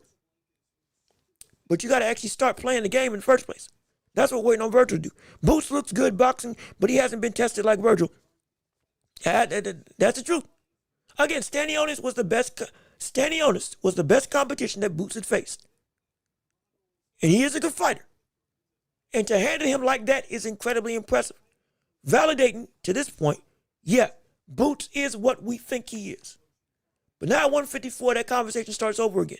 He's still who we think he is, but is he now that at this stage in his career, with this weight, with this opposition in front of him? Gotta prove it. And once you prove it, you gotta then say pedal to the metal, we going after the biggest dogs. You have to. That's what the people want to see. That's what they pay to see. And so Doc said the Boots was at 40%. Is it? He said, yeah, no, it was like, what, it was like 30, 40% to what he could actually be. It's like he was way below his output, whatever the case may be. Brother, All this stuff to hype up what you are. Sounds good. It's just put up or shut up. Because at some point in time, brother, that 40% better turn to 100. When you do face off against the likes of Virgil, Fundora, and these other big-time fighters. Shoot, even Keith Thurman, if you fight him, if he beats Fundora in the next coming, I think, weeks or months, when they fight each other. So it's like, hey, look, I don't care what I care what doctors say, but also, sometimes, at some point, you got to step on the gas. Let me see, Antonio Massey, how you doing? Good to see you. Thank you for tuning into the show. Let me see what you got to say. Boots has been tested against Fundora, or Boots has to be tested, against Fundora, Ortiz, Thurman, Zayas, Charlo, if he comes back. All of them clean out the division. At least 3 of those names. At least 3. If he gets all 7, what is it? Fundora, Ortiz, Thurman, Murtaza Ali, Zayas, Charlo, that's 6. Now, if we put Abel Ramos in there, is it not Ramos? Not Ramos.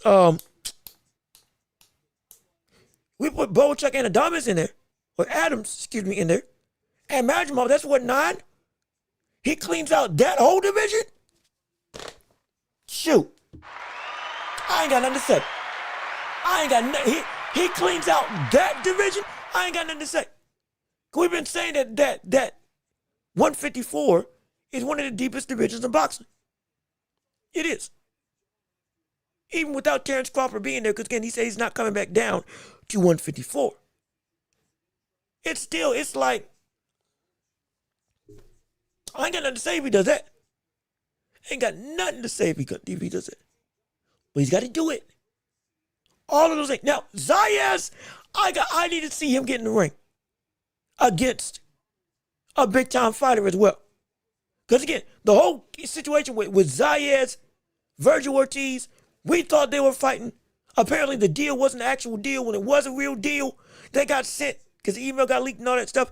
Or they put out, or Ortiz just can't put out the email that they sent to Zayas for an actual fight proposal, and he turned it down, saying that wasn't big enough.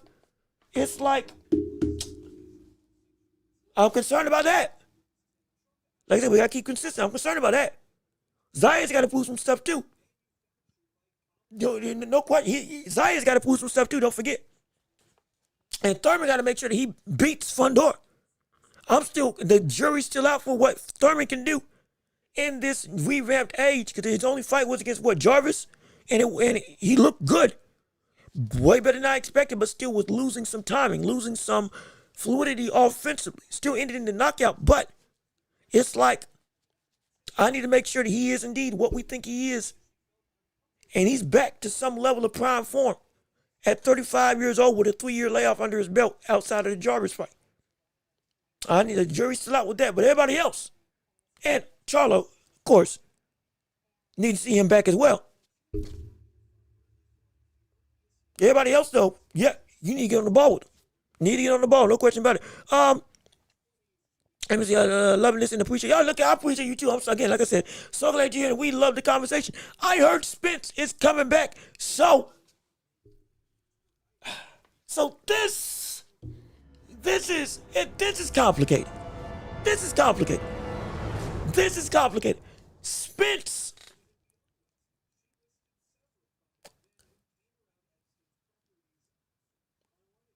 Everything looks like he's ramping up to come back to fight. Had to make sure I pick my words right. Everything looks like he's ramping up to come back to fight. Yes. However, every other thing I'm seeing is this man going to the pool, hanging out, vacations, which I have no issue with. None whatsoever.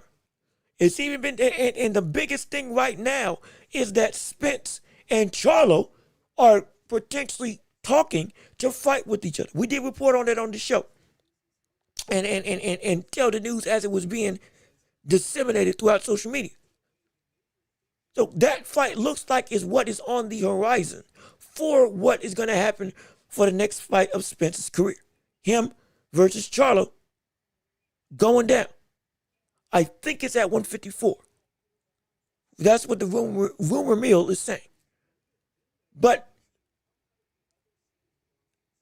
at this point, I'm not going to believe anything until I see an official announcement.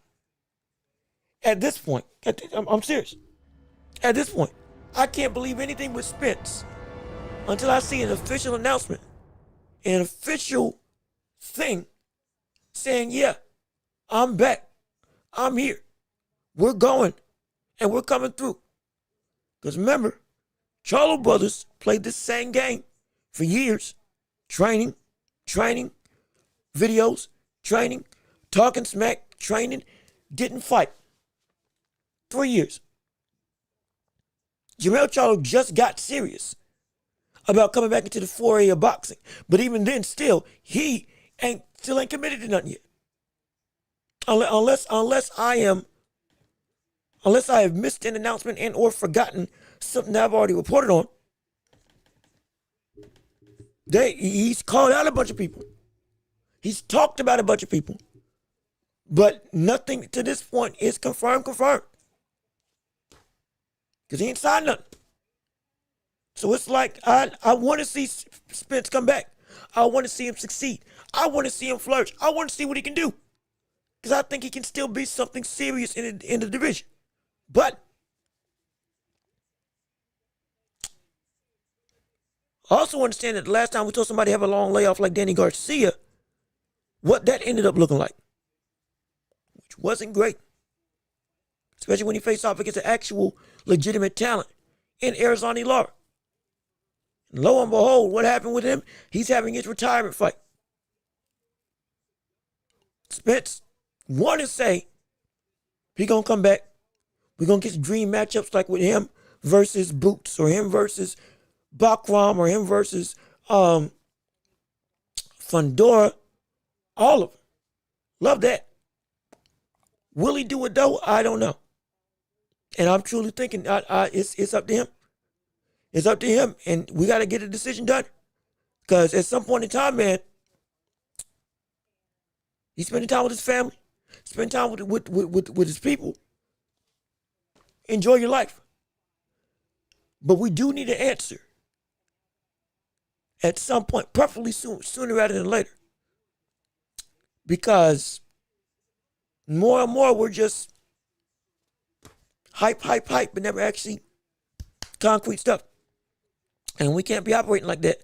He's not in the boxing world as a whole. But let me see, Azias is scared. He knew he would have lost his first title defense against Virgil.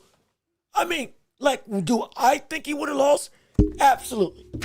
I think he would. If he had fought Virgil first, he would have lost.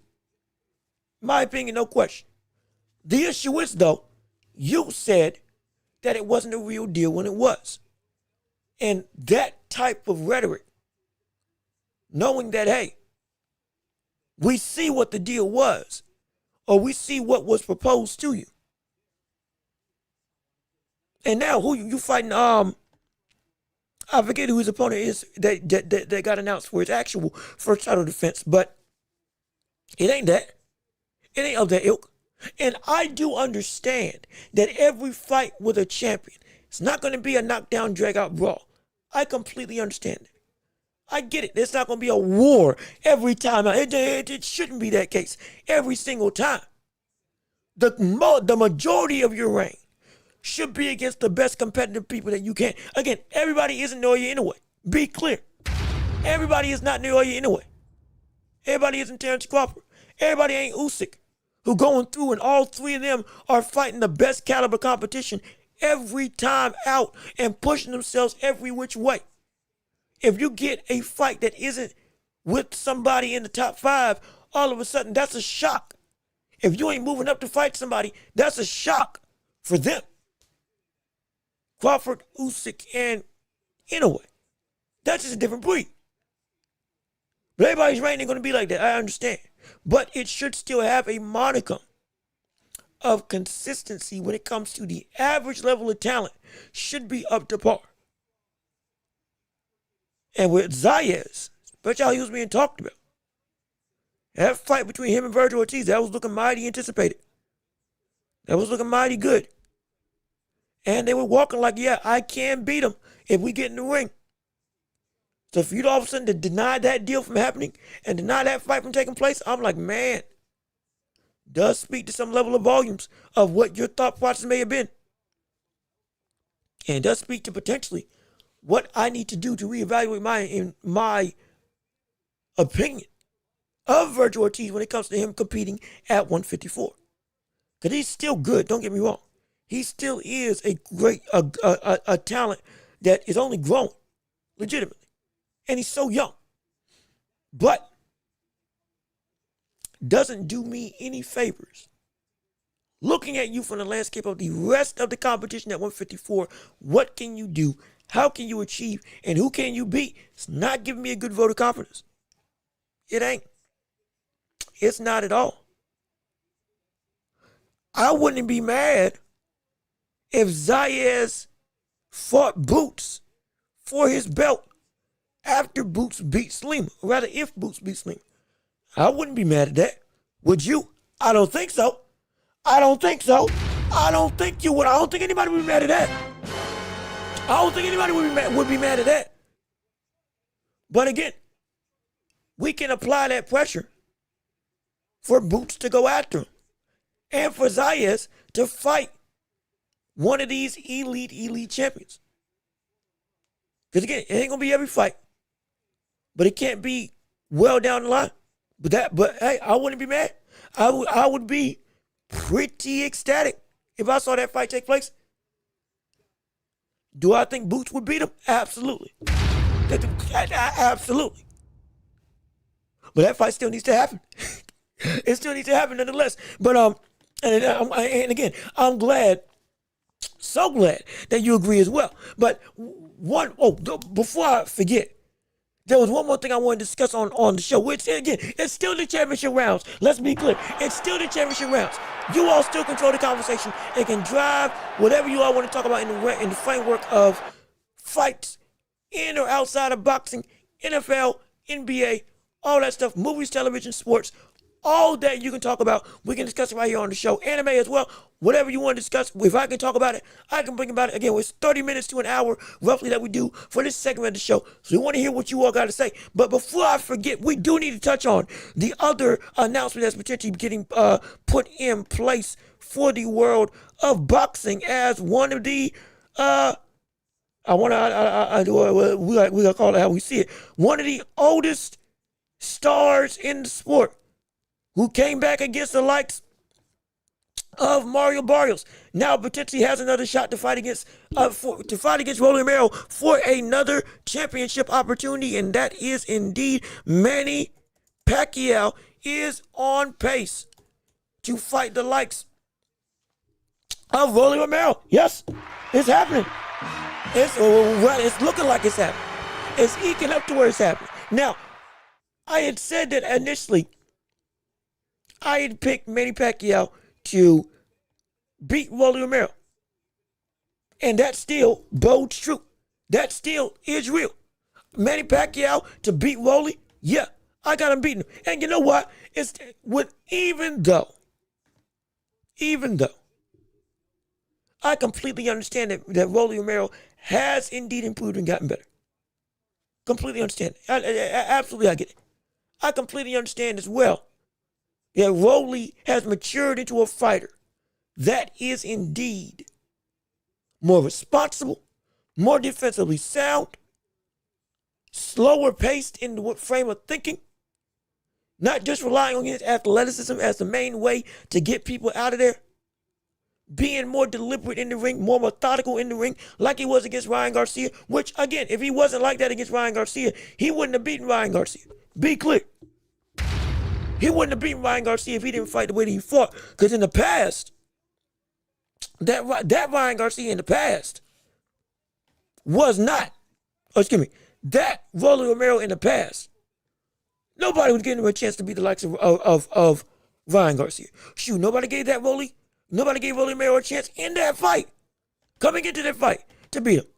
Because again, it was a tune-up to Devin Haney, and of course he knocks him down, and you know what happens afterwards. Wins and dominates the fight. But I'm telling you, this Rolly Romero is a better fighter a better breed of fighter, a better thinker. But he's not beating Manny Pacquiao if he fights him. Because in this case scenario, it is literally as simple as Pacquiao is a better fighter than Rolly Romero. And you also have to understand the very thing that Rolly Romero is adept at from the standpoint of how he fights is speed, power, more so than speed, explosiveness and power.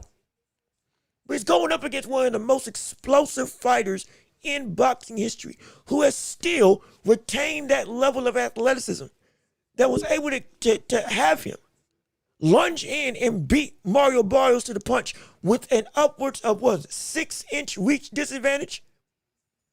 Going up against somebody 6'1". Yeah. Pacquiao, crazy to say, still got it at a championship level. Now, we also have to understand, when I say championship level, I'm not talking championships with, like, again, the Brian Normans. No, he ain't beating that. He ain't doing that.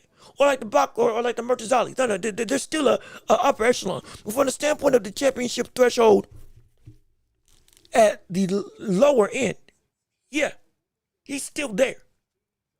Just look at what he did to Barrios. He should have won that fight. It was a draw, but arguably, one round or another, he should have won that fight. But still, if with a Barrios level opponent, he can beat him. Rolly is a Barrios level opponent. Let's be even right now. He's a Barrios level opponent.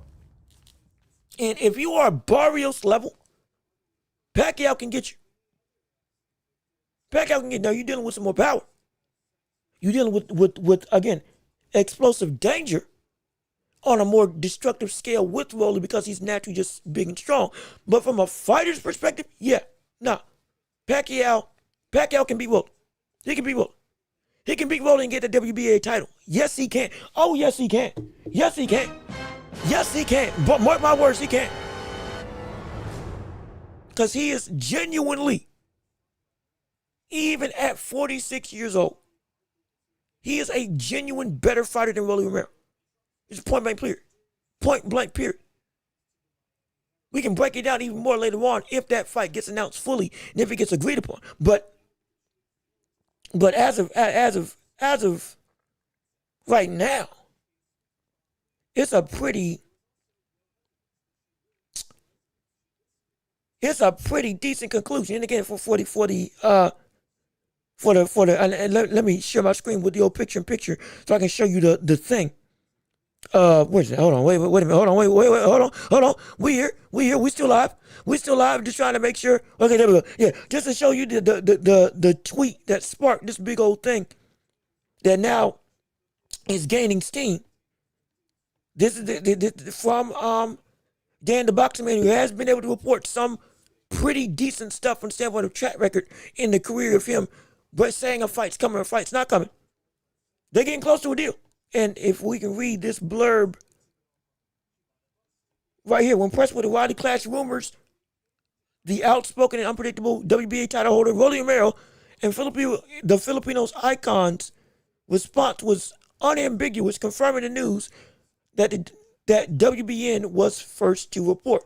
We are negotiating and finalizing, Pacquiao quipped, signaling the biggest obstacle remaining is signing the final paperwork for a massive Las Vegas showdown. So hey, it's looking like it's real.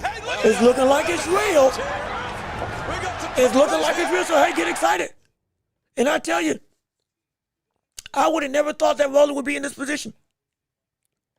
If you had talked to me 3 years ago, I never would have thought Rolly would be in this position at all. But lo and behold, we're here. It's a crazy thing to say. But again, let's go back to the championship rounds so we can see what you all had to say. What do you think about Haney? What do you think about Brian Norman Jr. versus Devin Haney? What I think I touched on this a little bit when I was talking about Devin Haney at 147. I don't think Haney has a chance to win. I really don't. I don't think he's got a chance at all to win. Because Norman matches him in every single avenue, physically. And as a boxer, he is the very thing that he is the very antithesis or kryptonite to everything that Devin Haney is weak to. He is stronger than Devin Haney. He is as big or near height-wise as tall as Devin Haney. Reach is not nearly as short as other fighters that we've seen Haney fight. He also has the footwork that Haney won't be able to use it to get out the way in the same vein that he's done with others. And he has the ability to reach you when you are at your weakest, most vulnerable points, which, crazy enough for Devin Haney, has been when he throws that jab, which was what got caught him with the left hook. Now, he fixed that when he was throwing it against Jose Ramirez. But what did he also do? Run. Not box, run. Norman won't let you run. He'll be able to not just walk you down, but trap you and beat you and control you. And he can make it so that you have no other option, especially with Devin Haney, but to turn it into a firefight. Just like he had to do when Lomachenko took away all of his weapons and all of his physical gifts to be able to get on the inside and work like he wanted to work. The only thing Devin Haney could do was dig down to the body and really try to turn this into a fight. It was still a technical war, but it turned into a fight, a real fight, because he couldn't control the outside like he wanted to. And Lomachenko got steam because of that. When Ryan Garcia just walked through Devin Haney, yes, PEDs, but stylistically, everything I was saying about Ryan Garcia before that fight came to fruition in that fight. If Ryan Garcia, with his speed, with his hand speed, reach, size, and height, and power, can nullify everything that Devin Haney does as a boxer, because he can just physically maul you. And Devin Haney doesn't like it when somebody is physically at your level. He doesn't. He can't stand it. He can't fight with it at all. That's what Brian Nolan brings to the table. But he is smarter than Ryan Garcia. And just as destructive. Might not be as fast, but he's good enough to be able to force you into making the mistakes to put you out. And take away the weapons that you want to use. Especially, and already take away the physical advantages that Devin Haney always brings to the fight. And turn that into, well, what you gonna do now? If I stop your jab, what you gonna do? You ain't gonna be able to knock me out. Ain't gonna be able to hurt me. I can keep up with you, so you ain't gonna be able to outmaneuver me. I can control you in the clinch, so you ain't gonna be able to walk yourself back to center. And if we do trade, guess what? You're in the biggest danger, so you can't afford to trade. So now what you gonna do? Fight me? You gonna brawl with me? You gonna try to slug it out with me? Guess what? Not gonna work. Especially because now we saw with Jose Ramirez, you might be scared of people with power. With the PTSD of Ryan Garcia still in the back of your mind. Oh yeah, now I wish you would try to brawl with me. That's what he wants. So we can take him out. Hence why I'm continuing to say, Norman's going to knock out Devin Haney. And if Devin Haney ain't careful, it's going to be bad. It's going to be bad. It's going to be really bad. It's going to be really bad. Because that man has a big head. A lot of surface area to crack. I'm not saying that to be derogatory. I'm saying legitimately. Haney's has a large head and a lot of territory and surface area to get caught with. As we saw against Ryan Garcia when he made mistakes. But we saw what happens if you make a mistake against Jen Sasaki with Brian Norman Jr. Against Stan Alini with Brian Norman Jr. Brother, you don't want to be that. You don't want to be that at all. And it can get dangerous. It can get scary. It can make it scary. And whoever fights Bakram Murtazali next gets my utmost respect. Yeah, look, I don't know where this man's next fight is going to be. I'm so serious. Where in the world I am not going to lie. With all the names that we've been talking about, Bakram has been one of the most undiscussed. As a threat level, he's up to the moon. But from the standpoint of actually getting a fight, but I don't know when his next fight is. I don't know who's trying to get in the ring with that brother. Genuinely. Like, it's been... I'm almost in shock. I'm almost in shock because I was expecting him to fight later on in the year.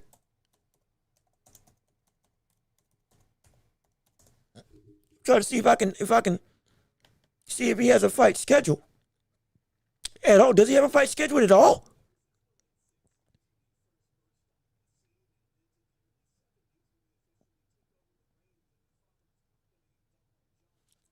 The man's last fight was in November 2024.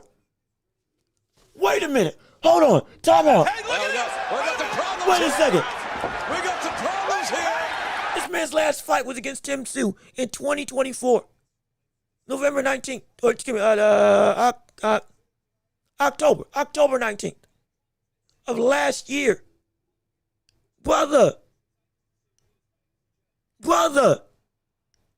Tim Tszyu got back in the ring this year against Fundora in a rematch before we've seen Bakram. Why is nobody trying to fight Bakram? Somebody's got to try. Somebody's got to want that title in some regard. My goodness, that I did. Shoot. Is he ducking people? I don't think so. But like it's they gonna have my respect, but at the same time, brother, it's been almost it is. It is October 2nd. And there's no fight day for Bakram at all on any card at any point in time in the year. No defenses of the belt unless he's injured. That's concerning.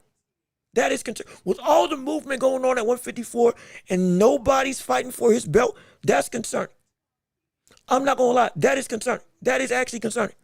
Also thoughts on in Billy Lester Martinez fight. Nah, that fight was a knockdown, drag out brawl. That fight was a war to the fullest extent. Now they are already, I believe it's WBC, confirmed they're going to rematch each other. So we're going to see that fight happen again. Winner of that fight will most likely get a shot at the Undisputed Championship at super middleweight. Whether it's for a fight against Terrence Crawford or, if he drops the belt, a fight against, in a tournament style. Potentially against Canelo, regardless of which, for the likes of, because most likely I would assume Canelo would get early shots at fighting for the claim of the championship again if it got dropped because it's Canelo. Like he's by proxy of just him being him, he's going to get that cachet regardless. But they got to get through each other first. And I'm not gonna lie, with that rematch, and we're gonna touch on it later, Martinez has the most to evolve from that first fight. Martinez has the most, he has the most ability to evolve from that first fight and become the de facto winner in the second one. Because his ability to counter in Billy, as much as he did with them uppercuts, it was just he couldn't get distance away from him Billy. Because him Billy just kept on coming through. And again, landing hooks and wearing him down and all that stuff. But, brother, if I'm going to be completely honest, and Billy better get back better start training now. Because Martinez, based on what that performance was, if he can improve on what he did that night against him Billy, he wins that rematch. He wins that rematch. He wins that rematch. Because and Billy cannot afford to get countered in the same way that he was getting countered against Martinez in that first fight. Because that's what was keeping it close. You let Martinez not just continue the countering spree of uppercuts and hooks that pop your head up all night long, but also he's able to gain distance from you and mitigate that pressure even better. Yeah, it's going to be tough for you to win that second fight. Not just because it's going to be a war, but because the answer to that problem, it's right there. It is right there. And shoot, I think Martinez trains with Bowman.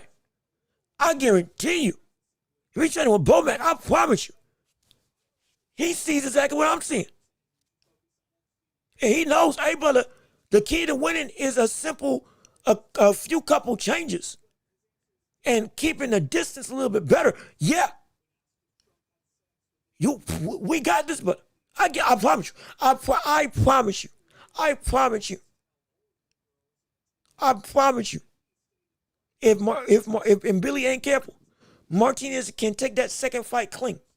Clean. It's still gonna be a war. He can take that second fight clean. Clean and far and away for a victory for him.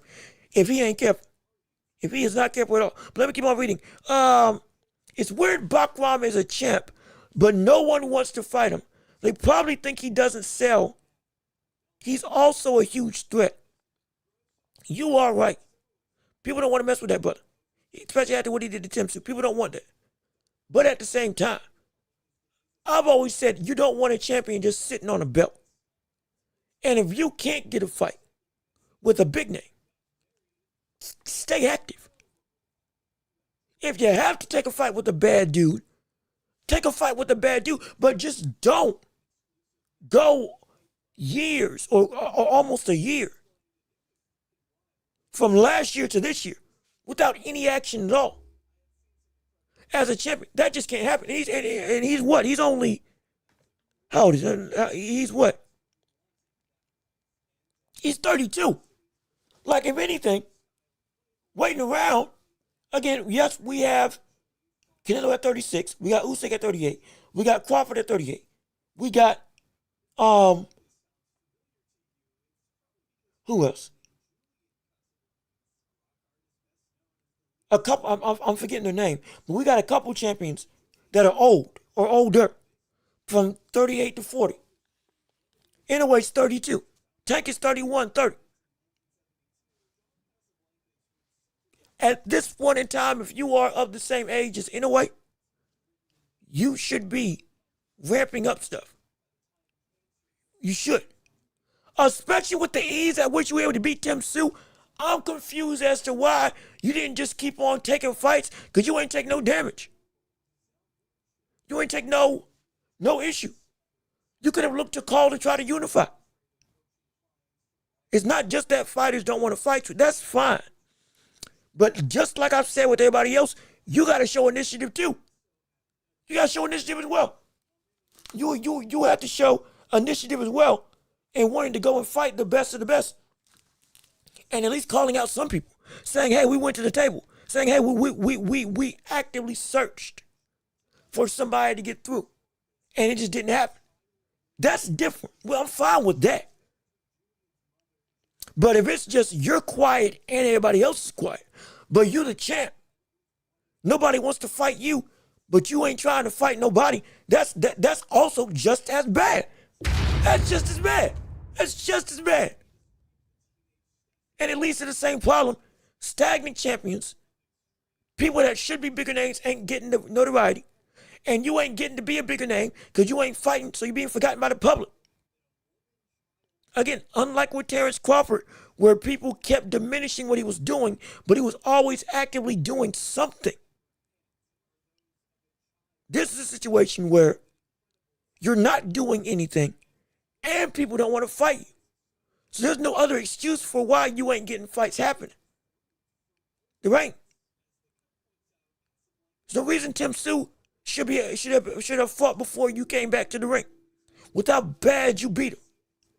There's no reason Fundora is getting ready to have there's no reason Fundora and Keith Thurman are about to have a fight before you have a title defense for your first time.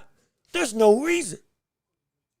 With all the noise with Xander Zayas, there's no reason that Xander Zayas should be closer to getting a fight, or at least getting talks for a championship fight, than you are. There's not. Because you've had over a year to get something done, or at least make some noise. Talk to some reporters. Get people saying, hey, tell the public I want something to happen. Show up at a press conference. Go to a fight and walk in the ring. I don't care what you do. Just do something as an inkling to say, we want something going down. That's all. That's all. Because at some point, like I always say, the responsibility falls on the fighter in some capacity at some point in time. They got to say yes or no. They got to say, confirm or deny, yeah, we going after this. Or even say we got plans that we keeping close, but we're planning something. You got to do that. They have to. If we're going to keep it if we're going to keep it with Tank, if we're going to keep it with Canelo, if we're going to keep it with Crawford, if we're going to keep it with Tyson Fury, if we're going to keep it with Usyk, if we're going to keep it the same with Ben Rodriguez, Dave Benavidez, Charlo, the other Charlo, Spence, everybody across the board. If we're going to keep it the same when we talk about all these other people, we keep it the same with everybody across the board. We apply context where it's necessary, and it is necessary at all times. But there are also situations where the baseline is still existent, even with context surrounding the situation. This is one of them. You can't say that you aren't a big enough name, but then you as your own fighter are also, when you reach the zenith, not taking advantage of what the title should bring to you and sitting on it. Because yes, people don't want to fight Baccarat. They don't. But guess what? You the champ. Or you are a champ. Undisputed goes through you. Somebody's dream goes through you. And so you got to make it known, hey, brother, you can get dealt with. Even if you are going to do like these other fighters are doing, well, I'm not fighting anybody but big names. Guess what? They're still at least making noise about said big names. They're at least doing that. Baccarat's been dead silent. That's not good. That's not good. That's not good at all. At all. At all from the framework of boxing and from the framework of his own career. It ain't good at all. Also, OG Blaze, salute to you. How you doing? Good to see you. Thank you for tuning into the show. We're so glad that you're here with us on today. We appreciate your time out on the show. And also, facts, I appreciate you agreeing. Absolutely. You know what you're talking about. That's true. Again, I'm not saying I know everything. Please. There are plenty of people that know more than me. I'm simply trying to do the best I can to be an entertainer, an informer, and potentially a teacher, and a personality of sorts, to get you invested and hyped up with boxing and beyond. Because again, we do talk about other sports as well. Predominantly it's boxing, but we talk about stuff as well. But it's the biggest thing. The continuity of a fighter's career can be hindered by their own actions. And for Baccarat, this man was one of the biggest talking points of the town. Up until last week, we have been consistently bringing this man up. He is a problem. He is an issue. He is a threat. Boots, you got to go through him. Fundora, you got to go through him. Thurman, if you win, you got to deal with that. I don't even think you're ready for Fundora, let alone Baccarat. This man single-handedly put Tim Sue out of the title picture like that. We love that from the standpoint of, oh, you're a real monster. But you also, you at some point, people forget. And the very hype that you had goes away. And it's like you're shooting yourself in the foot. And you are literally in the middle of your physical prime at 32 years old. And you know how this boxing game works. It can get taken away from you like that. At the drop of a hat. It can, as I'm subtly trying to adjust the camera. It can get taken away from you like that in a heartbeat. Before you even recognize it. So you got to capitalize on it as quickly as you can. That's what I want Bakwan to do. That's exactly what I want Bakwan to do. But again, it's still the championship rounds. Is there anything else anybody wants to? This is the last call. I repeat, last call for the world of the championship rounds. Because again, it's been roughly 30 minutes, between 30 minutes and an hour. We're getting ready to eke up on 2 hours, 30 minutes. It's been a phenomenal show. I do love all the discourse. I love all the conversation. I do love the engagement. And I'm glad that you all are enjoying the show. Hopefully you're listening to it. Hopefully you keep on subscribing and liking and sharing the show with everybody you can. Like I said, shameless plug, because I have to. If you want to support the show, we got Cash App, Cash App, PayPal, links down below in the description if you would like to support the channel with anything that you can to help us invest back into the show with equipment, with paying for different stuff that come through and come on, for whether you want to decorate the room with apparel and gloves and posters and whatnot, all that stuff to make this show more engaging. And also to pay some bills on the side. Absolutely. We're doing this. Oh, yeah, I do it for the love, but I also do it for the money. You're doggone right. You're doggone right. But yeah, but is there anything else anybody wants to say? I'll give you 30 seconds. 30 seconds. Hold on. Where's it? Where's this at? You got 30 seconds. Is there anything else anybody wants to say on the show? Yes, indeed. Last call. Anybody. Here, there, and everywhere. Across the globe, your voice can be known for all the world to see. If nothing else is good, if everything else is okay, if we are going to wrap it up, hey, we appreciate it and we love it. Appreciate you, man. I'll catch you later. Have a blessed day. Absolutely. Great show. Thanks for answering my question. No question, absolutely. And we are going to be back on Friday, covering the world of boxing for the whole show, being the championship rounds, but we got to wrap it up and send this show home. So, this has been another episode of The Watchable with me, your host, Jean-Luc Welch. We appreciate you tuning in and listening. Thank you to everybody who came through and commented on the screen. You got all your chatters, all you viewers, all you people that came in and showed up. Hey, thank you all for participating. Thank you all for tuning in. It's been great. It's been phenomenal. Let me see. Let's hope Shakur and Tio happens, man. Look, we're going to touch on that tomorrow. If that fight is actually going to go down or not go down with rumors of speculation, talking behind the scenes and all that stuff. We're going to touch on that on Friday and much more, because on Friday, it's the championship rounds where you all drive the conversation for the whole of the show. However long we go, you all control it. But again, please, thank you for tuning in. Thank you for listening. If you want to support the show one more time, we got Cash App and PayPal, links down below in the description. We have anything we do will mean the world to me. Leave a like on the video before you get out of here. Comment your thoughts and opinions on whatever you liked or didn't like about the show, so we can make it better for you all to enjoy.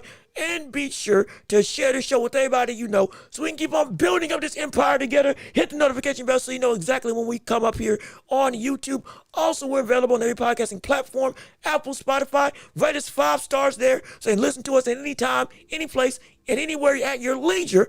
And hey, play it in your car. Give it to your boss. Might give you a raise. Who knows what's going to happen? All I know is this show moves mountains, and it can make your day much better. And I hope you have a phenomenal, blessed day. And I hope everybody tunes in tomorrow afternoon, same time, same place, same show, with a whole different new topics and a whole bunch of fun to be had. But I've been Jean-Luc Welch. Y'all have been wonderful. Peace and love.